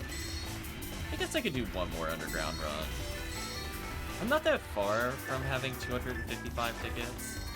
We'll showcase the Yonder Lore, excuse me. The value of the tickets. It's the Massive Attack tickets. You can play episode 1, 2, or 4 for them. And it's also something that's also cross difficulty. You'll get a lot more for beating Ultimate compared to like normal mode, for example. But honestly, the rate in which you get them in very hard is also good enough. We essentially are going to be spending them in increments of 5. And they can give us a chance at PDs. If you've never played it before to try to get items. Other items include Girasol, which is a really, really good utility item at high level difficulty. But for fresh characters, that weapon is fantastic. So, you know, you might be playing with like a Saber with like, I don't know, maybe optimistically 120, maybe 200 ATP, depending where you're at. This thing is like 400 plus ATP. I think it's like 500 on the dot. So it's just a fantastic, really fast weapon with utility for late game as well. You also get things like Samurai Armor, Friend Ring, which is more kind of a gimmick item, Photon Crystal, and then eventually once you burn out all the unique prizes, you'll just get Photon Drops. So at this point, every single time I go to do it, I can end up getting things like Photon Drops, 200,000 Meseta, random materials. Ooh. So it's like, as I said before, there's so many layers of value, this quest. It's one of those ones I don't super recommend playing alone for the first time. But as like this is your second character, or you're playing as a force, then it's like, oh, okay. Yeah, you could probably get away with the first time force here. Probably. I just don't recommend going underground, because this thing can kill you. This is like the only thing, if you don't know how to deal with it, it's definitely a problem for new players. You can see I could kind of stunlock it with grants if I time it well. Just finished turning in a bit over 300 tickets and came out with no Photon Drops, but got 1.8 million Meseta. Yeah, that's what I'm talking about. Chase that value, retract. So yeah, maybe we'll end this stream in a little bit if we don't have another person to play with. We'll just do tickets. Talk about the value of episode 4. I think 200 tickets is good enough for me to start exchanging them. I don't like to go like every time I get 5 tickets because I don't think that's worth the time. Well, we could just pull the slot machine, as it were, and see what it gives us. I usually wait till 255 since that's the max, but 200's probably okay. And then I don't know, at some point we'll have chat make more characters for me to play and level. I think at some point in the future we'll try a multi-box challenge where I just try to level myself. I'm in a party with myself times 4.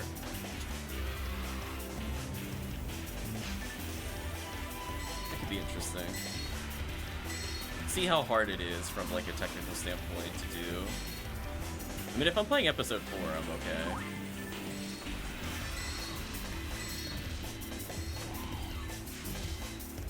Yeah, look at the power of the advanced techs just unlocking enemies. They can't really do anything to you.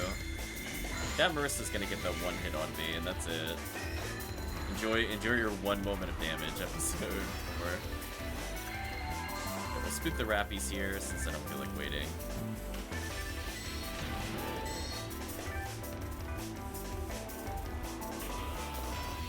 Yeah, we'll finish up this run, and I guess we'll see what we get here.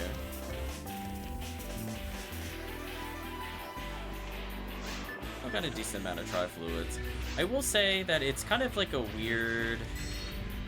It's one of those things where, like, if you're a completely fresh character, you don't need to bring that many tri-fluids because you're going to be leveling out of your mind. So, like, I'm not sure how long it took for you, for example, Younger Lord, to level, but, like, when you play with people in a group, especially this quest, it is not uncommon for people to hit level 20 in under an hour.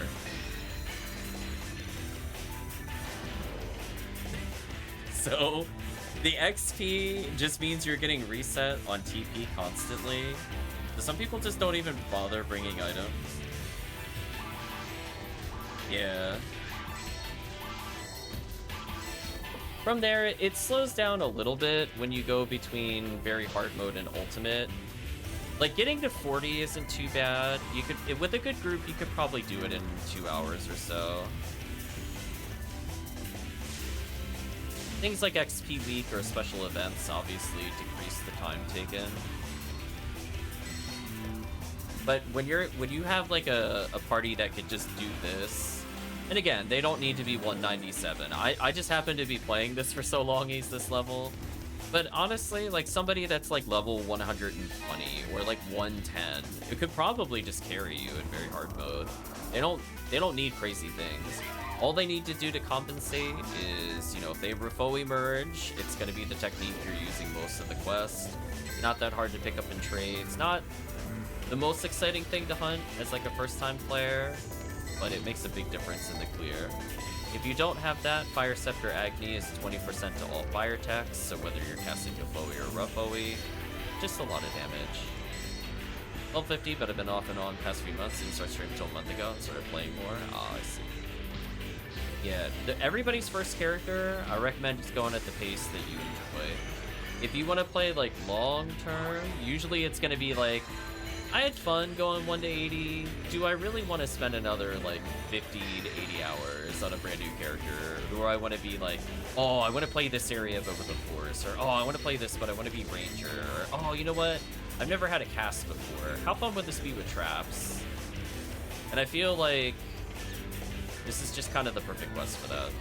Just leveling the characters, getting the items. Difficulty isn't too bad. It's one of those things where, like, I don't recommend it as, like, a non-force for first time.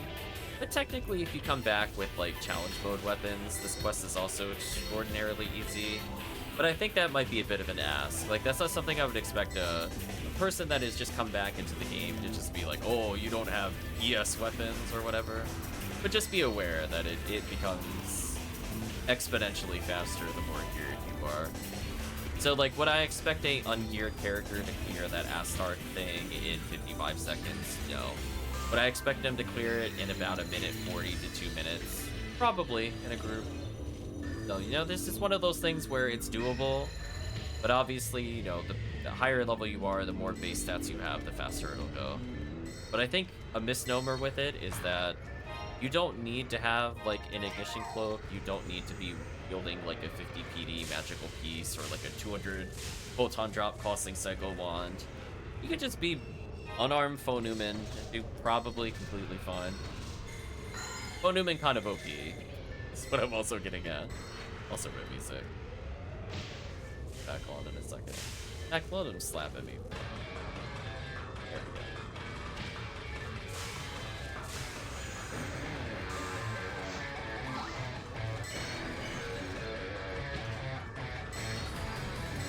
so lucky I had to die fluid that threw off my timing.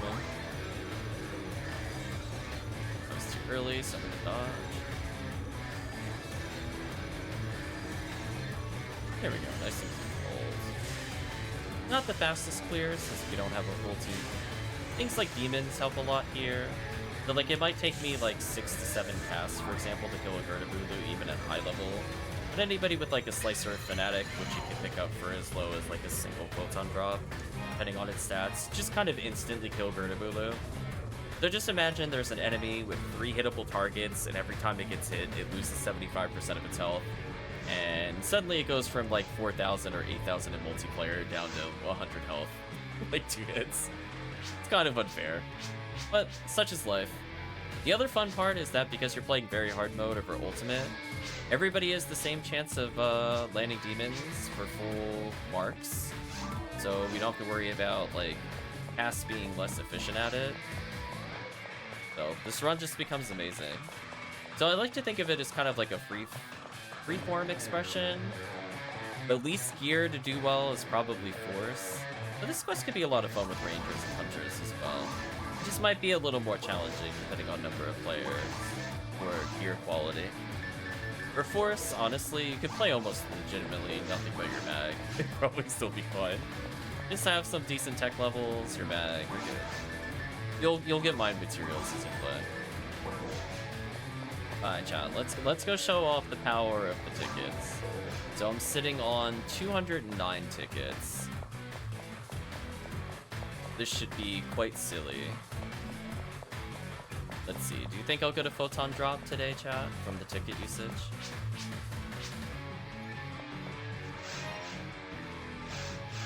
So, there's a universal quest in episode 2.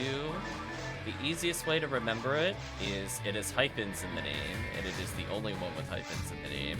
If that is not good enough for you, it is the longest shop name in episode 2. And if that also doesn't help you, MA4 is the abbreviation of the Massive Attack 4 quest. So however you want to remember this quest, come to this area once you have a lot of tickets. I recommend having an add-on for showing how many tickets you have. They'll technically give you a warning if you cap. The max limit is 255. I just like actually physically seeing it when I play, so I know whether or not it's worth doing another run, or if I need to exchange. So we're gonna come into here, go through the hallways. We'll ignore the NPCs, and yeah, let's see what we get. So I put away all my, for a true example, I'm gonna put these on the floor, so we can purely see how much value we picked up. In fact, I'm also gonna put our money on the floor. So I'm gonna mash through the dialogue, but essentially we're just gonna watch a little bit of an animation, and depending on how many fireworks come out, we can tell what prize we're getting. So if we see 3, it's either first or second place. If it's 2, it's third or fourth. If it's 1, it's fifth. Oh, it's fifth. You don't want to see it start on the left side, but it is what it is. Now we're in full gamble mode. Unfortunate. So for people looking for grinders to buff their items, we're also getting a ton of grinders. Ooh, getting a little unlucky here. Got a power material though. I mean, power material is good, but I want to see some triple firework action here. Nope. Apparently not. Get denied. Oh, I'm sorry. I think 3 is always first. That should be a first place. 2 is second or third. My apologies. Anyway, we just got a photon drop. Just by the way. Another photon drop. Roll your eyes, chat. See, that wasn't that hard. I just came in, exchanged some of the stuff that we did today. The run is like somewhere between 11 and 15 minutes with 3 people to do. With high levels, obviously it's going to take longer with multiple people. But converting that into even more PDs is very funny. Is that another first place? We get another photon drop. Man, this is unfair. It almost feels like cheating, chat. What do you say? I've had 2 photon drops already? How many do you think I'm gonna end up with at this rate? I've been on fire today with photon drops. So just keep in mind, every time we went underground, And we completed that quest, we got 11 tickets, which means we could do this twice, with 1 ticket left over each time. So in the span of 40 tickets, I got a couple first places. Good. We'll double check the exact odds of getting first place with where I'm at, because it shifts the odds. Oh, I got a mine material. That's a good pickup. Yeah, so far. Hopefully we see some second and third places. We're either first, fourth, or fifth. We haven't seen the other prizes yet. Maybe we never will. Maybe this is all we're gonna get. Which, to be fair, you can't really complain about getting multiple PDs for spending 2 minutes on a quest. I'd say that would be worth it normally. So even if I get nothing else for the next 120 tickets, we already got enough value for it to be fine. Hope a second or third place. Hopefully second place for money. There you go, 200,000 Meseta. There you go. So just imagine you're a first-time player. You join in these runs, you go from like 40 to 80 across maybe, I don't know, 12, 15 clears. At the end of the run, you died a few times, you didn't get quite perfect tickets, but then you walk away with like 600,000 Meseta. Oh, luck material, nice.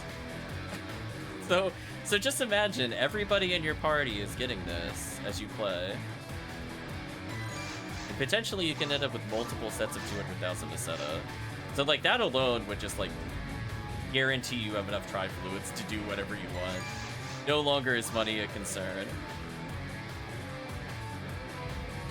It's crazy, crazy value. Lots of grinders, which is unfortunate. I don't really need them. But we are getting a lot of them at least. Fourth place, please. Yeah, mine material. There we go. That's a good pickup. Already pretty good rate of materials. Not as good as just playing another quest, but decent. So we'll gamble the rest of these away. Oh, second or third place. Come on, give me 200,000. Yeah, another 200,000. So we're at 400,000 Meseta. So if you thought the quest reward of giving 10,000 wasn't enticing, don't worry. That's not where we're planning to get our money when we play this game. It's already that would gear up whatever you wanted in the shop. It's all was self-found, because we cleared the quest, we earned these tickets. By choosing not to die, we have amassed quite a few of them. We're gonna get another 200,000 Meseta. Oh, we got a TP material? Nice. That is actually pretty rare. That is one of the hardest materials to get ever in the game. Oh, we're just gonna get another PD? Oh, chat, come on. Chat, it's been like 5 minutes. I'm up 3 PDs. What is this ratio? Craziness. Take more die grinders, I guess. So, just from doing runs with chat today, we're just kind of having a nice, chill conversation. I'm getting a lot of value. So if somehow 6 PDs in 3 hours, or excuse me, 7 PDs in 3.5 hours was not enough to entice you, we got another 3 just by turning stuff in at the end. Plus we got tons of money. Money also can give us stuff that we need. But anyway, we'll pick up the stuff on the floor in a little bit. We could still get another first place, but I'd say it's kind of unlikely at this point.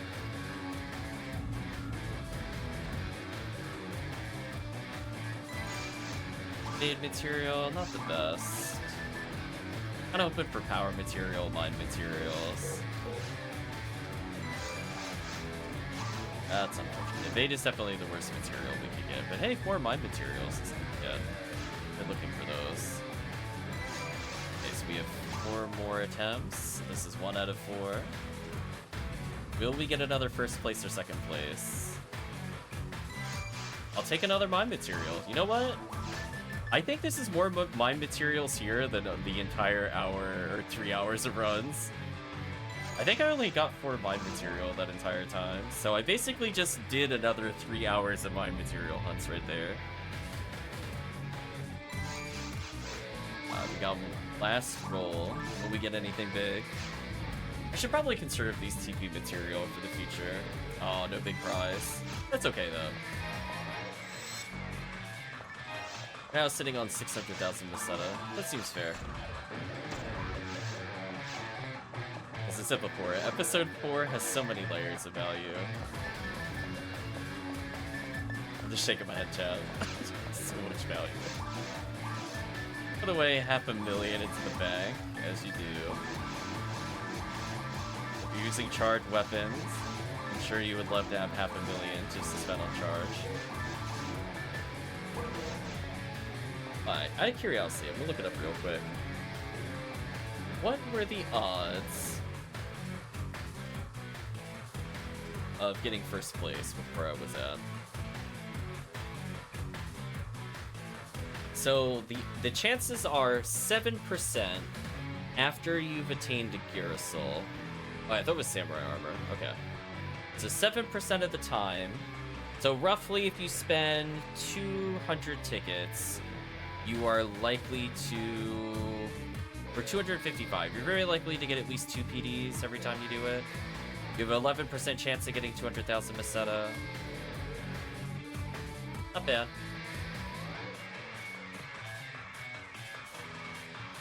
So, this ends up being kind of nice value. So, let me think. Is there anything else I wanted to show off before we wrap up the stream? Honestly, the fact that we're in the 70s materials, I mean, this is just from like barely, I don't know, 8 hours of play. We're at 70 of each of the primary materials. We already sold a stack of 99 HP. So this 39 is a misnomer. The ad slots we got while helping people go from normal to very hard. So overall, I'm up to 37 PDs. So I only need 13 more PDs. I could put another special on a challenge mode weapon. Okay. We're in a good spot overall. We got some music discs. Don't ask me which ones we gathered, because I only paid attention to one, which was Wedding March. But hey, we're slowly completing a collection, I guess. Take a look at our items real quick. We have like 1,000,000 Rappy Speaks, which, by the way, you could get this item on hard mode as well, but the Rappy dropping Rappy Speak on basically every ID on lower difficulty means that you have an item that is going to make leveling a mine mag even easier than any other mag that you've created. So, for example, you'll see people end up with 185 mine, 15 defense mag, and it also feeds quicker. You might realize when you're feeding your mag, like the first time you have a mag, getting it from a mag to like a Kalki is very fast. Then when it's a Kalki, it kind of takes forever to level up to the next evolution. This is kind of like treating it that you're back to that level of growth for every other level remaining on the mag, which is fantastic. So for new players, this Rappy Beak is actually just like it is like the end-all be-all. You can just end up picking up a couple of these while playing hard mode and very hard mode, and suddenly you can make your own superpower mag. So even if you are leveling a mine mag, it's probably, even if it's at like level 50, level 80, you're probably going to hit 200 with the Rappy Speed mag before you finish the other one. By like a long shot, especially if you get unlucky, get one with a really slow growth rate, where it takes like 8 or 9 items just to level it once, whereas like Rappy Speak, you feed it 3 items it levels. So silly. Is there anything I wanted to pull out of here? I guess I have more lanes to unseal. Yeah, we got a lot of general gear. So that reminds me, if chat did want any of these items, by the way, maybe not some of the 29s, we'd have to talk about it. If you wanted some of these throwaway techs, I have no purpose for them. I would rather they go to a good home at some point. Because I'm looking to free up some inventory space. Sort some items. Is there anything else I really wanted to show off? I think we did most of it.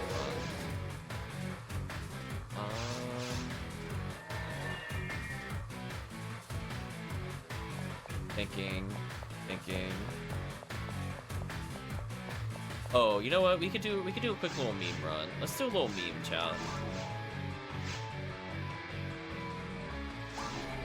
This one's for all the people doing power resets out there.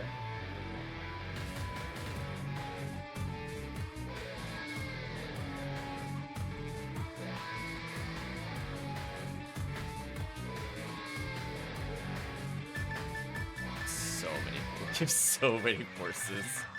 Let's see. You.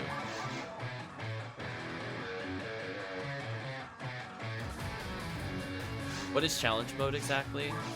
So basically there's a separate game mode where it puts everybody at the same level and stats based off your class. And the goal is to beat a entire floor / area in a timely manner. So there are some other more complex things to it, like you're more likely to find like dozens of 80 hit weapons with like 80 to all attributes to make the game mode easier as you go through. But basically every time you clear like forest, you clear caves 1 or caves 2, you save in between, and the intent is just trying to get as far as you could go. And if you manage to clear all of them under a certain overall time limit, then you get a special weapon that you get to name. So if you hear people mentioning ES weapons or S rank weapons, that's referring to the fact that they beat challenge mode, named their own weapon, and then they used it with a custom special. So if I go to my share bank, for example, I got a couple in here. I have something called like Jail Needle, Lethal Needle, Deadshot, Epsagon. So those are all guns that I named, and I put specials on them using photon drops. These can greatly speed up the run. Downside is that while it's not too bad to get a group of people to do episode 1 for their challenge mode weapons, episode 2 is quite difficult to do blind, just because it's a much harder, more demanding run. I like to view episode 1 as the casual one, where as long as somebody vaguely knows how to do the puzzles, it goes by very, very quickly. The puzzles are not very complicated. It's usually just somebody step here, somebody goes through something, and then somebody just hits another switch until progress is made. So it just, all it is just people will save time if they happen to have run it before. But yeah, this allows for things like unreduced special. So for example, you could shoot a pistol fast quintuple hitting shot that can insta-kill crowds. Which, as you can imagine, if you're playing it on a difficulty below Ultimate, means that it's pretty much guaranteed to succeed, and it is fantastic. I could maybe show off that gun if chat is interested in episode 4. But yeah, stuff like that will speed up the run. It's also a big reason why, for when people are playing, a lot of people are rushing like towards the future, or they're doing like Respect of Tomorrow, or they're doing like really difficult jungle clear, but it's like, people are running it with really specific gear because otherwise the quest is too tedious to do. There's a lot of stuff you could do to kind of gear up that is not going to make you like bang your head into the wall and not really enjoy the gameplay. So that's where I really think, that's where I really want to push people to very hard mode. Because I feel like the gear requirement, especially for a horse, is super, super low. Like being able to survive falls in Ultimate, a lot of characters have to be like either maxed out HP materials or like 150 plus in terms of levels, which is a pretty big range. If you're just coming into Ultimate at 80 and you're trying to level, you're just gonna get one shot by a lot of things, and I feel like you're just not gonna have fun with the game. But you can also just kind of meme on the game sometimes, chat. So we're gonna go full meme. Are you ready? I'm gonna bring a force to episode 2 tower. Meme time. I'm gonna stand over here. I think this is about the right position. There we go. Take that, Ilgil. One of the most annoying creatures in the game. Pop some boxes on. Oh, you dodged it. I am shocked you dodged that Ripoe. I thought for sure that was gonna kill you. You baited me. Congratulations. The bait was real, chat. He got me. I got outplayed. So if we stand in a magical... Oh, there we go. Look at him. Oh, look at him go. So anyway, chat, if you've never played episode 2 before, episode 2 is broken. It is both unfair to new players, but also hilariously stupid for people that have played the episode before. So if you don't know what's happening here, Gibbles is supposed to jump at you when they're looking at you, but I presented the AI with a conundrum. How do you jump at a player and land behind them if their back is to a wall? And we can see the AI can't quite figure out how to do that. So anyway, I'm just gonna do this while the game tries to figure out how to jump at me. Just FYI, just by the way. Memed. Oh, power material? Oh, I want that power material, actually. Yeah, this thing is, like, vaguely threatening. I should probably hit it with some text. Like, yeah, I guess I should care about the thing that can instant kill me. I guess. So my back is against the wall.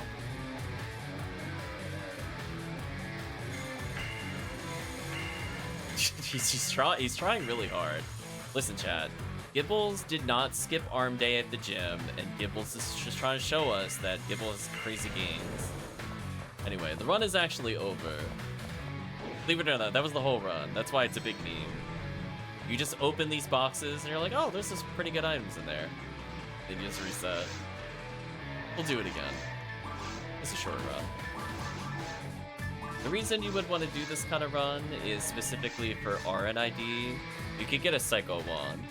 The odds are incredibly terrible to get an Uber, aka any item that is usually like a 1 over 100,000 chance, roughly speaking. Or the enemy is so rare that it usually pumps it up to a better rate. So, unfortunately, this item can be kind of annoying to get.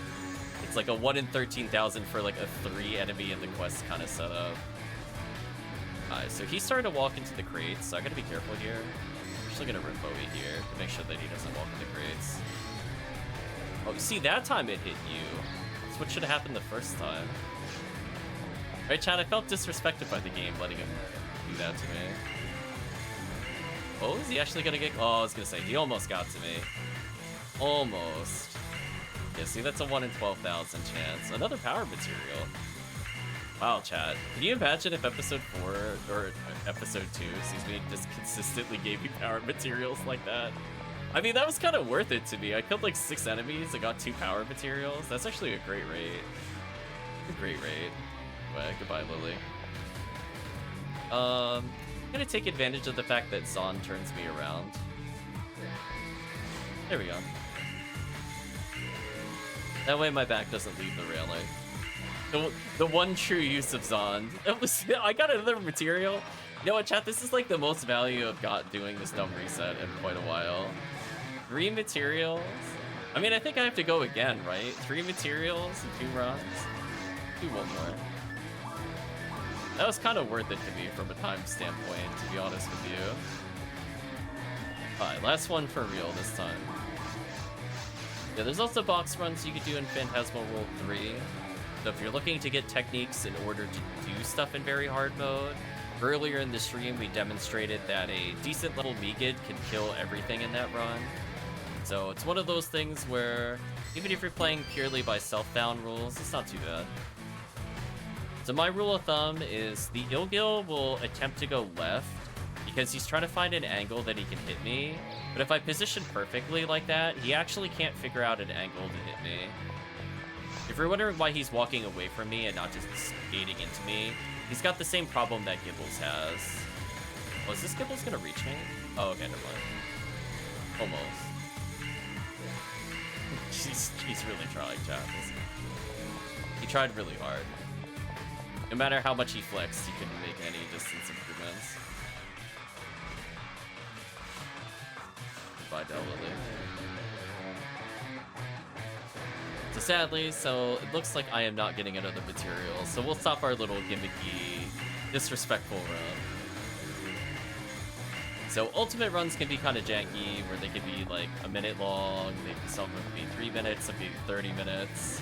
This one's just kind of a dumb, short run. Unfortunately, not anything of interest in here. Unfortunate.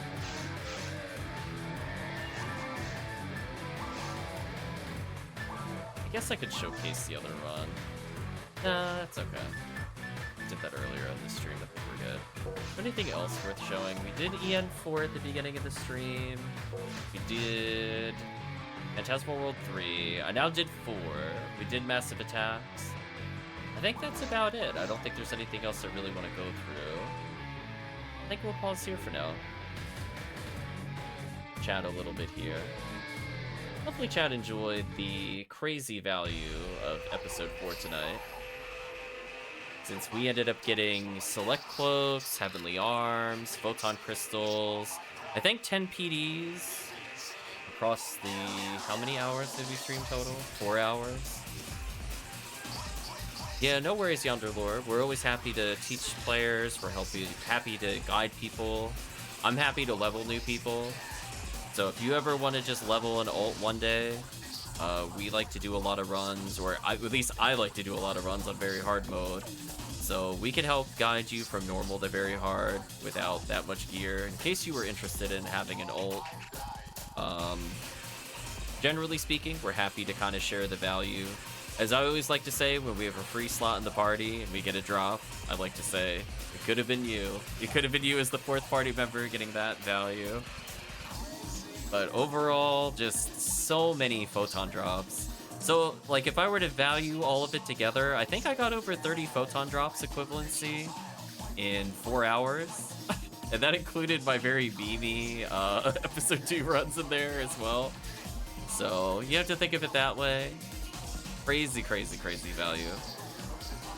So, even if you're just looking to throw out a couple of photon drops in casual trade, or looking to use those to improve your own challenge mode weapons, or anything of that nature. Maybe you're making your photon spheres. Maybe you're kind of in the late game. You found a good weapon, but you're looking to give attribute to it. This quest just ends up being a lot of value playing MA4A, or 4C, excuse me. So, from the standpoint of things to expect in the future, we'll be doing a short video guide on very hard mode quests that I recommend for players not necessarily first time into very hard, but are in very early ultimate and are looking to gear up, and or they're looking to kind of push themselves further in ultimate, what they could run very quickly to get value. So expect that video guide at some point. I do have a YouTube. I think if you do !YT, it has our VODs. We have a playlist specifically for our help guides, and we're looking to have one for very hard mode very soon. And I think around the time of Halloween, if there are no other changes, we are going to go ahead and do a quick guide on the Halloween quest. So all of that is available technically already. So for people that have access to the quest guide in the Google Docs, I'll put a link in the chat now, actually, if they want to take a look. We have a whole breakdown of the different quests for hunts, recommendations there.